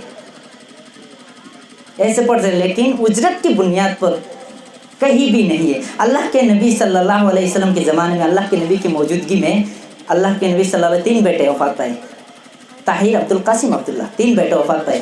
آپ نے خود ہی دفنایا، آپ نے کبھی ان پر ایک سورت بھی نہیں پڑھی. آپ سیرت مطالعہ کریں گے، آپ کی زمانے میں کئی صحابہ شہید بھی ہوئے، کبھی کئی صحابہ کے لیے قرآن خوانی نہیں پڑھا گیا، آپ کے زمانے میں کئی صحابہ وفات بھی پائے، کسی نے بھی نہیں پڑھوایا۔ اس کے بعد تابعین، تبع تابعین، یہاں تک کہ چاروں امام شافعی، امام مالک، امام حنبل، امام ابو حنیفہ بالکل ناجائز بتاتے، چاروں امام کی بھی یہی قول ہے کہ قرآن خوانی میت کے لیے اجرت کی بنیاد پر پڑھنا بالکل ناجائز ہے اور حرام ہے۔ آج تک ہم لوگ جو غلطی کرتے ہوئے آ رہے، آپ تھوڑا سا مطالعہ کریں گے کہ اللہ کے نبی کے زمانے میں 3 بیٹے وفات پائے، چھوٹے چھوٹے تھے، ایک بیٹا تو 15 سال کا ہو گیا تھا، کبھی ایک سورت بھی نہیں پڑھی، صحابہ بھی شہید ہوئے۔ آپ مطالعہ کریں گے تو پتہ لگ جائے گا۔ کتاب الاجارت رد المختار 77، معارف القرآن 48 سورہ بقرہ، ابن کثیر 41 سورہ بقرہ 41 آیات بالکل ناجائز ہیں۔ وَلَا تَشْتَرُوا بِآيَاتِ اللَّهِ ثَمَنًا قَلِيلًا، کہ اجرت کی بنیاد پر پیسے دے کر کے قرآن پڑھانا میت کے لیے بالکل ناجائز ہے۔ آپ مطالعہ کر سکتے ہیں، میں اپنی طرف سے باتیں نہیں بتا رہا ہوں، آپ مطالعہ کر سکتے ہیں۔ میں امید کرتا ہوں بھائی صاحب کا اس سوال کا جواب مکمل ہو چکے ہیں۔ اچھا، وہ آپ تھوڑے بعد میں، پہلے طاغوت کو بتایا بھائی صاحب کا یہ سوال طاغوت کے بارے میں۔ زیادہ تر طاغوت کیا ہوتا ہے، قرآن کی ایک آیت ہے، مجھے بھی معلوم نہیں ہے شاید، لیکن میں کوشش کروں گا کہ میرے ذہن میں اللہ ڈال دے۔ تو طاغوت کیا ہوتا ہے، بھائی صاحب کا سوال بہت اچھا سوال۔ طاغوت صرف ایک ہی کلمہ، طاغوت، وَاجْتَنِبُوا الطَّاغُوتَ، امام صاحب بیان کر رہے تھے تو میرے ذہن میں یہ آیت آ گیا، وَاجْتَنِبُوا الطَّاغُوتَ کہا انہوں نے۔ تو یہ بھائی صاحب کا یہ سوال بہت اچھا سوال ہے، میں بہت شکر گزار ہوں آپ کا۔ تو بہت اچھا، طاغوت کیا مطلب ہے، طاغوت سے کیا مراد ہے؟ یہ بھائی صاحب کا یہ سوال سورہ نحل 36، سورہ نحل 36 اور 106 کے متعلق ہے، سورہ نحل، جس میں اللہ تبارک و تعالیٰ نے کہا وَلَقَدْ بَعَثْنَا فِي كُلِّ أُمَّةٍ رَسُولًا أَنِ اعْبُدُوا اللَّهَ وَاجْتَنِبُوا الطَّاغُوتَ۔ امام سے پڑھ رہے تھے، میرے ذہن میں آیا، أَنِ اعْبُدُوا اللَّهَ، صرف ایک اللہ کی عبادت کرو اور طاغوت سے بچو۔ اللہ تبارک و تعالیٰ نے ہر امت کے لیے نبی بھیجا، ہر امت کے لیے رسول بھیجا، تاکہ وہ اللہ کی عبادت کرے اور طاغوت سے بچیں۔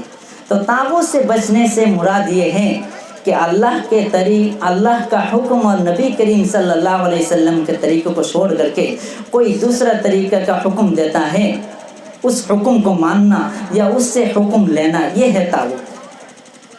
اللہ کا حکم، نبی صلی اللہ علیہ وسلم طریقے کو چھوڑ کر کے اس کے علاوہ کوئی اگر حکم دیتا ہے یا اس سے حکم لینا، یہ ہے طاغوت۔ اس کو نہیں اس کو اگر مانیں گے تو یہ طاغوت۔ اللہ کا حکم، نبی کریم صلی اللہ علیہ وسلم کے طریقے کو چھوڑ کر کے دوسرے کا حکم لینا یا اس کا حکم کو، اس کے فیصلے کو ماننا، یہ ہے طاغوت۔ سمجھ گئے بھائی صاحب؟ جزاک اللہ خیر۔ یہ میرا آخری سوال ہے، وہ دوسرے میں نے جو دیا تھا وہ تعویذ کے متعلق تھا، تو میں خود ایک چھوڑ دیا۔ تو تعویذ کے متعلق آپ کچھ سمجھائیں، اور جو لوگ قرآنی تعویذ لکھتے ہیں اس کے بارے میں تھوڑا سمجھائیں۔ جزاک اللہ خیر۔ ماشاء اللہ، بہت اچھا سوال ہے، شکر گزار ہوں میں ان کا۔ جاننا ضروری ہے سب کو، یہ نہیں کہ کرتے ہوئے آ رہے۔ سورۃ الشعراء 74 کہ کفار لوگ، مشرکین لوگ کیا کہتے ہیں، قالوا وجدنا آبانا، کہ ہم نے اپنے آبا و اجداد کو کرتے ہوئے پایا۔ مشرکین لوگ کہتے تھے، کو ہم بھی تو ایسے کہتے ہیں نا کبھی کبھی، ارے ہمارے باپ دادا تو کرتے ہوئے آ رہے، اور آج کہاں سے بتا رہا ہے یہ حرام ہے، ایسے بولتے ہیں نا۔ تو کیا فرق ہے ان میں اور ہمیں؟ بھائی صاحب کا یہ سوال ہے تعویذ کے بارے میں کہ تعویذ لگانا، تعویذ باندھنا یہ جائز ہے یا نہیں، یہی سوال ہے بھائی صاحب کا۔ تو ہم ایسے چیزوں کا سہارا لیتے ہیں جو اسلام میں بالکل حرام ہے اور یہ ناجائز ہے اور شرک ہے، لیتے ہیں سہارا ایسے چیزوں کا۔ اللہ تبارک و تعالی کہتا ہے وقال ربکم ادعونی استجب لکم، سورۃ المؤمن 80، تم مجھے پکارو میں تمہاری دعاؤں کو سنتا ہوں۔ اللہ تبارک و تعالیٰ نے سورۃ الانعام 17 وَإِن يَمْسَسْكَ اللَّهُ بِضُرٍّ فَلَا كَاشِفَ لَهُ إِلَّا هُوَ، اگر اللہ تبارک و تعالیٰ آپ کو کوئی نقصان پہنچانا چاہیں، آپ کو کوئی تکلیف دینا چاہیں، تو اللہ تبارک و تعالیٰ کے علاوہ کوئی بھی اس نقصان کو دور نہیں کر سکتا، کوئی بھی اس نقصان کو ہٹا نہیں سکتا۔ ہٹا سکتا ہے کوئی بھی نہیں ہٹا سکتا۔ وَإِن يَمْسَسْكَ اللَّهُ بِضُرٍّ فَلَا كَاشِفَ لَهُ إِلَّا هُوَ، اگر اللہ آپ کو نقصان پہنچانا چاہے تو کوئی اس کو ہٹا نہیں۔ نبی کریم صلی اللہ علیہ وسلم نے مسند احمد کی روایت ہے 2697 کہ نبی کریم صلی اللہ علیہ وسلم فرماتے ہیں کہ جس شخص نے، مسند احمد صحیح روایت، جس شخص نے کسی تعویذ لگائی، کسی بیماری سے بچنے کے لیے، کسی پریشانی کے لیے تعویذ لگائی، نبی کریم صلی اللہ علیہ وسلم کہتے ہیں کہ اللہ اس کی حاجت کبھی پوری نہ کرے، ایسے بد دعا دی کبھی پوری نہ کرے۔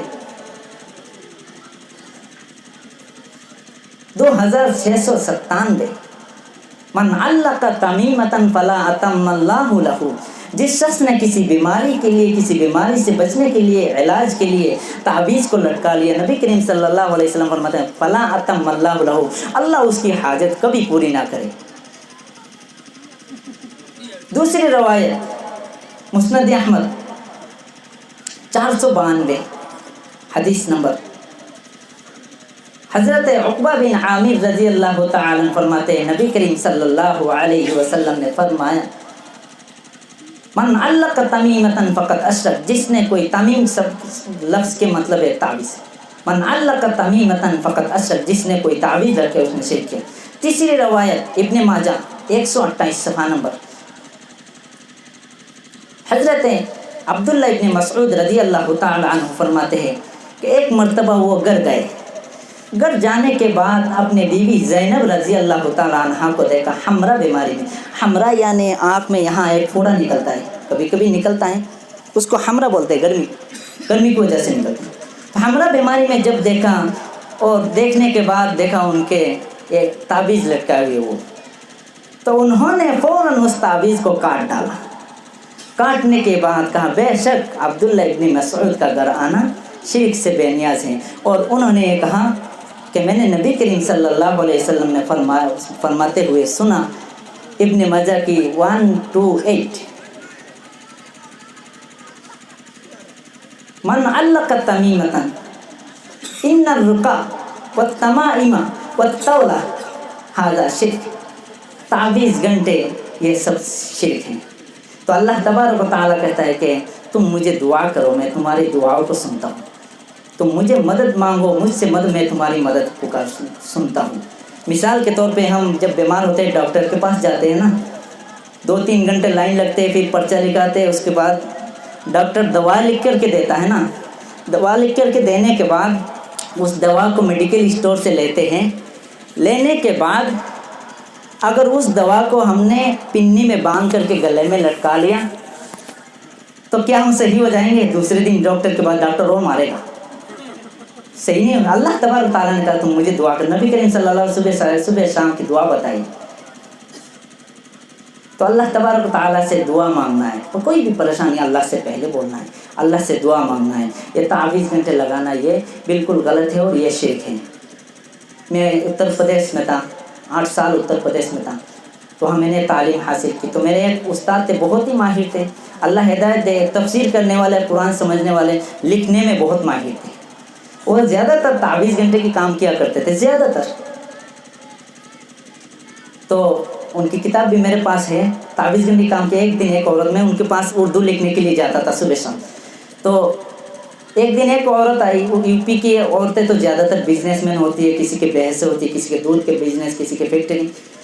آنے کے بعد اس عورت آنے کے بعد ان سے کہا حضرت رات کو میں جب سوتی ہوں تو مجھے اتنے دور سے وہ پھینکتا ہے، پتہ نہیں چلتا میں کہاں ہوں، کبھی درخت کے اوپر سے، کبھی ایسا لگتا ہے کہ 4 پیسے گر گئے، تو آپ کچھ لکھ کے دیے۔ انہوں نے کیا کہا کہ 16 انڈے لے کے آنا، دیسی انڈے۔ 16 دیسی انڈے یو پی میں ملنا بہت مشکل ہوتا ہے، ہمارے یہاں مل جاتے دیسی، زیادہ یو پی دلی میں ملنا مشکل ہوتا ہے، ساؤتھ میں، نارتھ میں مل جاتے ہیں انڈے۔ 16 انڈوں میں سے ایک انڈے خراب، میں دیکھ رہا ہوں، میں اردو بھی دیکھ رہا ہوں، دیکھنے کے بعد انہوں نے کیا کہا اس میں اعوذ باللہ 786 لکھ کر کے اللہ لا الہ الا هو الحی القیوم لکھا، اللہ لا الہ الا هو الحی القیوم پورے گھما کر کے لکھا۔ اللہ ہدایت دے ان کو کہ جاننے کے بعد بھی غلط کر سکتا ہے، کیونکہ شیطان، سب سے زیادہ شیطان کو ہی علم تھا، اس کے بعد بھی وہ مردود ہو گیا۔ تو جب عورت شام کو پھر آئی، لکھنا پورا ہو گیا، آنے کے بعد انہوں نے کہا یہ قبرستان میں دبا دینا، बस सही हो जाएंगे।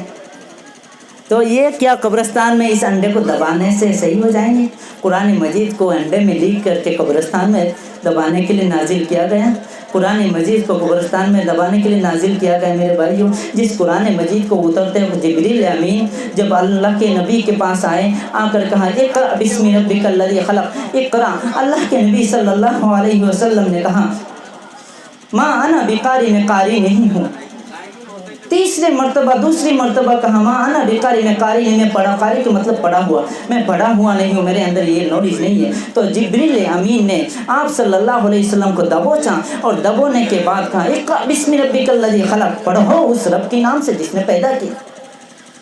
नबी करीम सल्लल्लाहु अलैहि वसल्लम उस जिब्रील अमीन के दबाने से 3 दिन तक ऐसे बुखार में परेशान रहे। कब कबाते हुए हज़रत खदीजा रज़ी अल्लाह ताला अन्हा के पास आए, आकर के हाँ ज़म्मिलूनी, मुझे चादर दो, मुझे चादर दो। जिस वही के उतरते वक्त नबी करीम सल्लल्लाहु अलैहि वसल्लम इतने तकलीफ में 3 दिन तक बुखार में रहे। क्या उस कुरान मजीद को कब्रिस्तान में दबाने के लिए नाजिल किया गया? क्या उस कुरान मजीद को लिख करके मछली के गले में बांध करके मछली को नदी में फेंकने के लिए नाजिल किया गया? कि इस कुरान मजीद को कौवे के गले में बांध करके उड़ाने के लिए नाजिल किया गया? जिस कुरान मजीद को जब अल्लाह तबारक व तआला एक आयत करके कभी एक, कभी 2, कभी 1 सूरत ऐसे करके खुदा आप सल्लल्लाहु अलैहि वसल्लम घोड़े के ऊपर बैठे हुए थे तो इतने तकलीफ होती थी, घोड़ा भी बैठ जाया करता था, ऊँटनी भी बैठ जाया करती थी, इतनी तकलीफ होती। हम क्या करते हैं, उसको लिख करके गले में बांध लो। उसको लिखने के लिए हुदन लिन्नास, हिदायत के लिए, पढ़ करके सही रास्ता गलत रास्ता पहचानने के लिए नाजिल किया। सही गलत उसको अल्लाह ने गलत क्या कहा, सही क्या, बस उसको पहचानने के लिए नाजिल किया गया। तो ये बहुत ही गलत है ताबीज़ भी बांधना, ये बहुत ही गलत है। कई से भी अल्लाह के नबी ने किसी सहाबी को भी, आप भी बीमार हुए बुखार भी, कभी अल्लाह के नबी ने लटका, कभी किसी सहाबा ने लटका, कभी भी ऐसा सही रवायत है ही नहीं। तो बहुत ही गलत है। मैं उम्मीद करता हूँ कि सवाल समझ गए होंगे आप लोग। ये बुरा है थोड़ा चाहूँगा। भाई साहब का बहुत अच्छा सवाल है। इक्तदा बिहाल इमाम, बचपन में मैं भी पढ़ा करता था। आज मैं थोड़ा सा कुरान हदीस की रोशनी में थोड़ा सा समझ आया मेरे को, मैं भी क्या करता था, नवैतु अन उसल्ली। भाई साहब का ये सवाल है, क्या इमाम के पीछे इक्तदाइतु बिहादल इमाम पढ़ना कैसा है, क्या ये जायज़ है या नहीं? बुरा मत मानिए भाई साहब का पूछना सही है, कुछ भी पूछ सकते हैं। अल्लाह तबारक व तआला कुरान में कहता है सूरह अन-नहल 43 फस्अलू अहल ज़िक्र इन कुंतुम ला तअलमून, अगर आप जो नहीं जानते जानने वालों से जा कर के पूछो कि ये मुझे बताइए। तो बहुत अच्छा सवाल है भाई साहब को बहुत बहुत शुक्रगुजार हूँ। भाई साहब का ये सवाल उन्होंने थोड़ा घुमा, मैं समझ गया तो घुमा फिरा करके उन्होंने कहा उनका उर्दू ज़बान थोड़ी सी कमज़ोर है। सब समझते हैं, आप सभी उर्दू समझते हैं, मुझे पूरा विश्वास है, लेकिन बोलने में थोड़ी सी दिक्कत आती होगी। जो बेंगलुरु में रहते वो बोल सकते हैं, बेंगलुरु बाहर अदर कंट्री में रहते। तो भाई साहब का सवाल है इक्तदाइतु बिहादल इमाम के साथ नवैतु अन उसल्लिया या नवैतु अन असूमा। पिछले साल रमज़ान में मैं जब रोज़ा रख रहा था रमज़ान में, तो नवैतु अन असूमा लेकर के दिमाग में आया कि ये पढ़ते हैं, ये कहाँ से है, ढूंढना अल्लाह, मतलब हदीस तो है ना, मुअतबर सियासत की किताब है, उसमें एक एक करके ये ढूंढा, उलमा से भी पूछा, कहीं से दारुल उलूम देवबंद में जाया, वहाँ जा कर के पूछा कि ये नवैतु अन असूमा ये है, हदीस कहाँ है, मुझे थोड़ी बताइए। तो कहीं भी ऐसे रवायत नहीं है।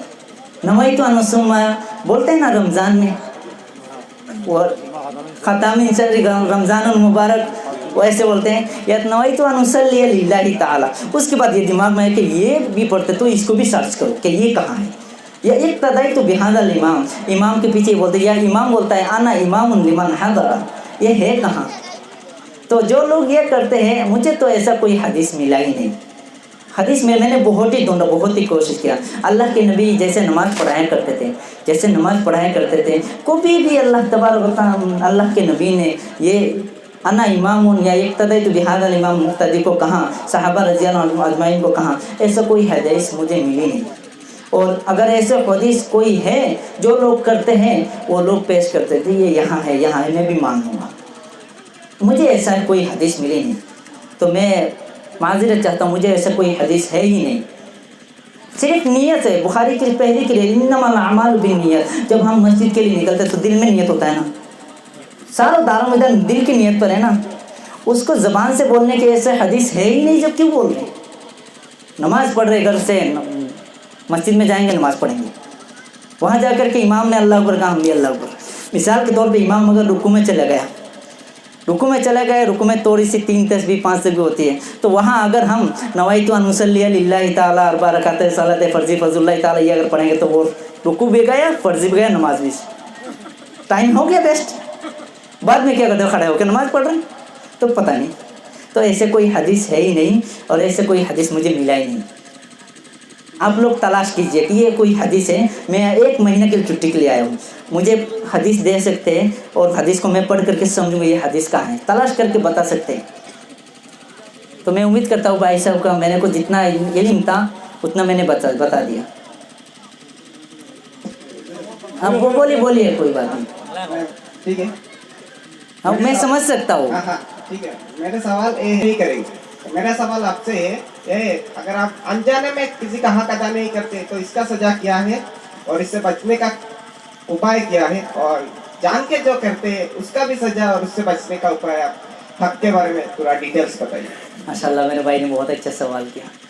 और भी पिछले साल भी किसी ने मेरे से ये पूछा था कि किसी का अगर कोई 100 रुपये ले लिया, दे नहीं पाया या भूल गया, बहुत अच्छा सवाल है, सवाल में दिल खुश कर दिया भाई साहब ने, बहुत अच्छा सवाल है। किसी का मिसाल के तौर पे मैं बता रहा हूँ, किसी का 100 रुपये 1000 रुपये ले करके दे नहीं सका, मर गए, तो भाई साहब ने कहा हक़्क़ुल इबाद, नंबर 1 हक़्क़ुल इबाद और हुकूकुल्लाह, बंदों के हक़ और अल्लाह का हक़।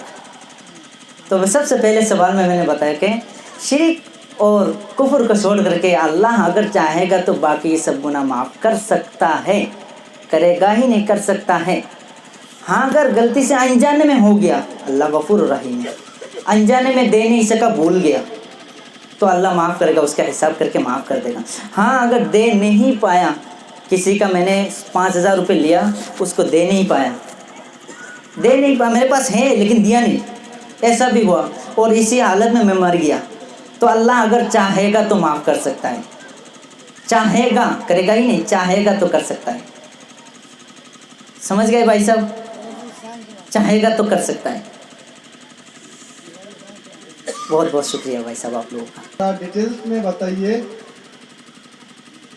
माशाल्लाह भाई साहब का, डॉक्टर साहब का बहुत अच्छा सवाल है, क्योंकि डॉक्टर लोग भी थोड़ा सा माइंड के ऊपर हाई लेवल के होते हैं, ज़्यादातर साइंस को लेकर के, डॉक्टरी को लेकर के सोचते हैं। बहुत अच्छा सवाल है, शुक्रगुजार हूँ भाई साहब का। और माशाल्लाह नमाज भी पढ़ते हैं, कभी इनकी मैंने कुछ सुना नहीं कि बुराई है। बहुत अच्छा सवाल, पूछना चाहिए, कुछ भी पूछ सकते हैं, मेरे अंदर इल्म होगा मैं बताऊँगा। मैं भी एक इंसान हूँ, आप लोगों का जैसा ही हूँ, बहुत आप लोगों को दिलो जान से चाहता हूँ। मैं ज़्यादा बात नहीं कर पाता हूँ, आप लोग मुझे बहुत ही कम पहचानते हैं, इसीलिए थोड़ा सा अजीब लगता है, और ना दिल में सबका मोहब्बत है।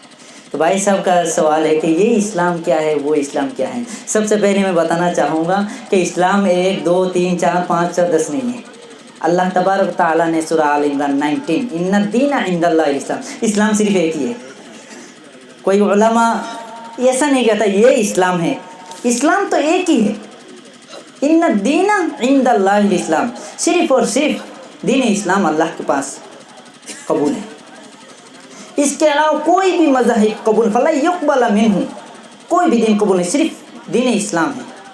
और कैसे बचेंगे, भाई साहब का सवाल में थोड़ी सी इधर उधर है, लेकिन कैसे बचेंगे कि मिसाल के तौर पे कोई उलमा बता रहे कि ये ऐसा करने से ये ऐसा होगा। हम बोलते हैं ना कि मज़हब के माने क्या है, सिर्फ इसमें मकान, यानी मज़हब जाने का रास्ता, जहाँ मीम आता है तो वहाँ जगह के लिए आता है, मज़हब जाने का रास्ता। तो मज़हब सिर्फ एक ही है, इन्ना दीना इंदल्लाह इस्लाम, सिर्फ एक ही है। और अल्लाह की और अल्लाह की रसूल की इताअत करेंगे तो हम कामयाब होंगे, सिर्फ और सिर्फ अल्लाह की रसूल की इताअत करेंगे। मैं भी जो भी बातें कर रहा हूँ, मेरी हर बातों को मत मानिए, अगर कुरान हदीस से साबित है तो मानिए, कुरान हदीस से अगर साबित नहीं है तो फेंक दीजिए उठा के। अगर कुरान है, कुरान मौजूद है हमारे, इसमें कोई गलती नहीं है, अल्लाह तबारक ला रईब फीहा, कोई शक नहीं है। कुरान हदीस से अगर साबित मैं करके बता रहा हूँ, उस बात को मानिए। मेरे अंदर जो बुराई है उसको मत देखिए, मैं जो कह रहा हूँ कुरान हदीस से है तो मानिए। तो अल्लाह की रसूल की इताअत करो। अल्लाह तबारक तआला ने कुरान करीम के सूरत मुहम्मद 30 33 में कहा आती अल्लाह व आती रसूल, सिर्फ एक अल्लाह के रसूल की इताअत करो। अल्लाह तबारक व तआला ने सूरत अन-निसा 59 या अय्युहल्लज़ीना आमनू अतीउ अल्लाह व अतीउ रसूल व उलिल अम्रि मिनकुम, एक अल्लाह की और अल्लाह की रसूल की इताअत करो। वो उलिल अम्री में जब आया अल्लाह तबारक तआला ने इता के लफ्ज़ को हटा दिया। इता क्यों हटाया, इसमें थोड़ा सा मैंने गौर किया। इता क्यों, यहाँ भी तो इता लगा सकते हैं ना। आती अल्लाह व आती रसूल में आतिश के मानने क्या है, इताअत करना, मानना। लेकिन वो उलिल अम्री के मुराद ये कि आइम्मा किराम, जो बुखारी लिखने वाले, तिरमिज़ी लिखने वाले, जो इमाम, मिसाल के तौर पर इमाम शाफी हो, इमाम अहमद बिन हम्बल हो, कोई भी हो, यहाँ आती लफ्ज़ को क्यों हटाया? इसलिए हटाया कि अगर उनकी बात कुरान हदीस से नहीं मिलती तो उनकी बात को मत मानो। कुरान हदीस से अगर मिलती है, इंसान है, गलती हो सकता है इंसान। हज़रत इमाम अहमद बिन हम्बल कहते कि मैं एक अना बशर हूँ, मैं एक इंसान, मेरे से गलती हो सकती है। आप मेरी बातों को सर्च करके कुरान हदीस से सर्च करके जो सही है, नबी से मिलती है, अल्लाह से मिलते हैं, तो उसको मानिए। हज़रत इमाम आज़म रहमतुल्लाह अलैह, जो इमाम अबू हनीफा कहते हैं ना, इज़ा सह्हल हदीस फहुवा मज़हबी, जब कोई सही हदीस मिल जाए वही मेरा मज़हब है। तो उन्होंने सारों इमामों ने यही कहा कि मेरे से गलती हो सकती है, कुरान हदीस से अगर साबित है तो उसको मानिए, कुरान हदीस में अगर साबित नहीं तो उसको मत मानिए, सिर्फ अल्लाह की रसूल की इताअत करिए। कुरान हमारे सामने ट्रांसलेट है, हर दीगर लैंग्वेज में ट्रांसलेट है, हदीस भी है ट्रांसलेट। कुरान हदीस को समझने की कोशिश कीजिए और अल्लाह तबारक तआला ने क्या कहा कि आती अल्लाह व आती अल्लाह की रसूल की इताअत करेंगे तो समझ करके पढ़ेंगे, जब भी जाकर पता चलेगा। इन्ना दीन इंदल्लाह इस्लाम, सिर्फ मज़हब, सिर्फ दीन इस्लाम एक है। इन्ना दीन इस्लाम, सिर्फ इस्लाम। अतीउल्लाह व अतीउर रसूल, अल्लाह की रसूल की इताअत करेंगे। तो मैं उम्मीद करता हूँ डॉक्टर साहब का सवाल ने दिल खुश कर दिया और बहुत बहुत शुक्रिया आपका। माशाल्लाह, बहुत ही अच्छा सवाल के भाई साहब ने। सबसे पहला सवाल के बेदात क्या है? सबको मालूम है बेदात, बेदात सबको मालूम है कि बेदात, इसको मतलब क्या क्या है बेदात, ये अक्सर लोगों को मालूम नहीं है, सिर्फ हम लोगों ने सुना बेदात। उसके बाद भाई साहब ने एक कारगुजारी अपना सुनाया कि मैं एक मस्जिद में गया ऐसे ऐसे, तो आप सभी समझ गए उनकी कारगुजारी। तो मैं सबसे पहले समझाता हूँ बेदात क्या चीज़ है। यही है ना आपका सवाल, सबसे पहला सवाल बेदात। बेदात वो चीज़ है जो जिसका वजूद शरीयत में नहीं है। बेदात वो चीज़ है, वो नेक अमल हम नेक समझ करके करते हैं, शरीयत में नहीं है, उसको बेदात बोलते हैं। शरीयत का मतलब कुरान हदीस में नहीं है। कोई नेक अमल करते हैं, कुरान हदीस में नहीं है, वो बिदअत है।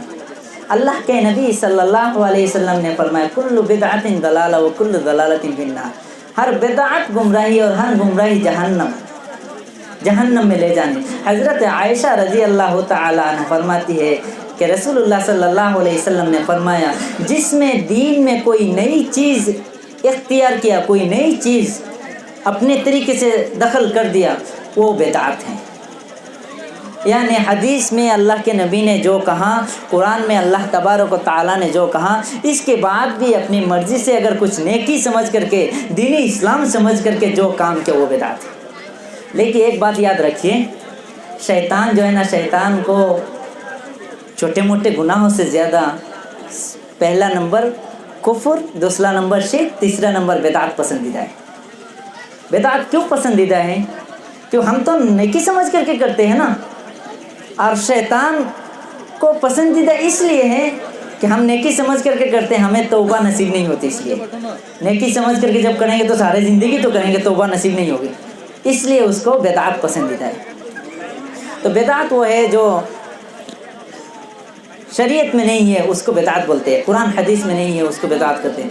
अल्लाह तबारक व तआला ने कुरान मजीद की सूरतुल हशर सूरा 28वें पारे की सूरत है, हशर सूरा की 7 नंबर आयत में कहा वमा अताकुमुर रसूल फखुज़ूहु वमा नहाकुम अन्हु फंतहू, यानी रसूल नबी करीम सल्लल्लाहु अलैहि वसल्लम जो कुछ भी बता करके गए उनको मानना, और जिन चीज़ से रोकने को कहा उन चीज़ से रुक जाना। इसके अलावा अगर हम अपनी तरीके से कुछ अमल करेंगे, यानी कुरान हदीस में नहीं, वो बिदअत है।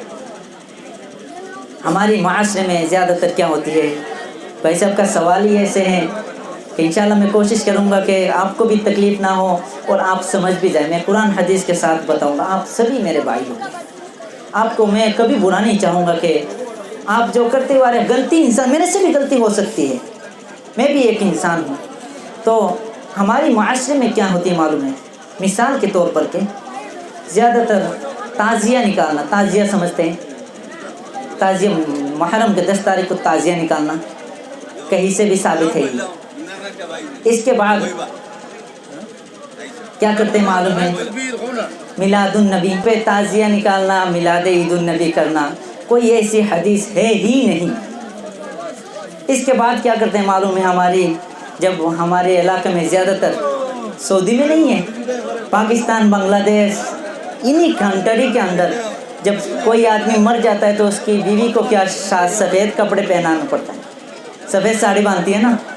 ایسا بھائی صاحب مجھے کہیں بھی ایسا حدیث نہیں ملے کہ سفید ساڑی باندھنا چاہیے، مرنے کے بعد سفید ساڑی باندھنا. کوئی سفید ساڑی، اگر کوئی عورت جس کا شوہر مر جائے سفید ساڑی باندھنے کے بعد، کوئی جلدی سے شادی کرنے کو بھی تیار نہیں ہوگا، کبھی بھی نہیں ہوگا ایسا، بہت ہی کم. سفید ساڑی جس نے باندھ لیا تو لوگ سمجھتے بس یہ تو بیوہ ہو گئی، بس اس کو کون شادی کرے گا. تو ایسا کوئی حدیث ہے ہی نہیں. اس کے بعد یہ ہے کہ بعد صلاۃ الجماعت 50، یعنی کبھی کبھی ایسا ہوتا ہے کہ ہم لوگ نمازوں کے بعد دعا بھی کرتے ہیں، تو اس کو بھی ہم سرچ کرنا چاہیے کہ دعا کرتے تھے آخر ہے کہاں.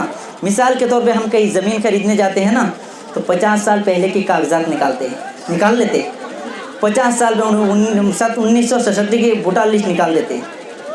سرکار نے ID نکالتے وقت NRC میں اس 67 کو بھوٹا لسٹ کو بیچا.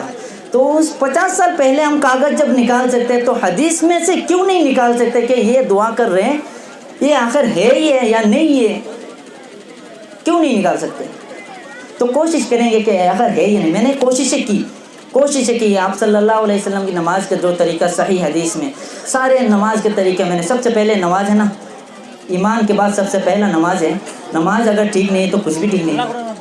تو کوشش ہے کہ مجھے ایسا کوئی حدیث ہے ہی نہیں جو ملا ہی نہیں. مجھے ہو سکتا ہے آپ لوگوں کو اگر مل جائے تو مجھے دے دینا.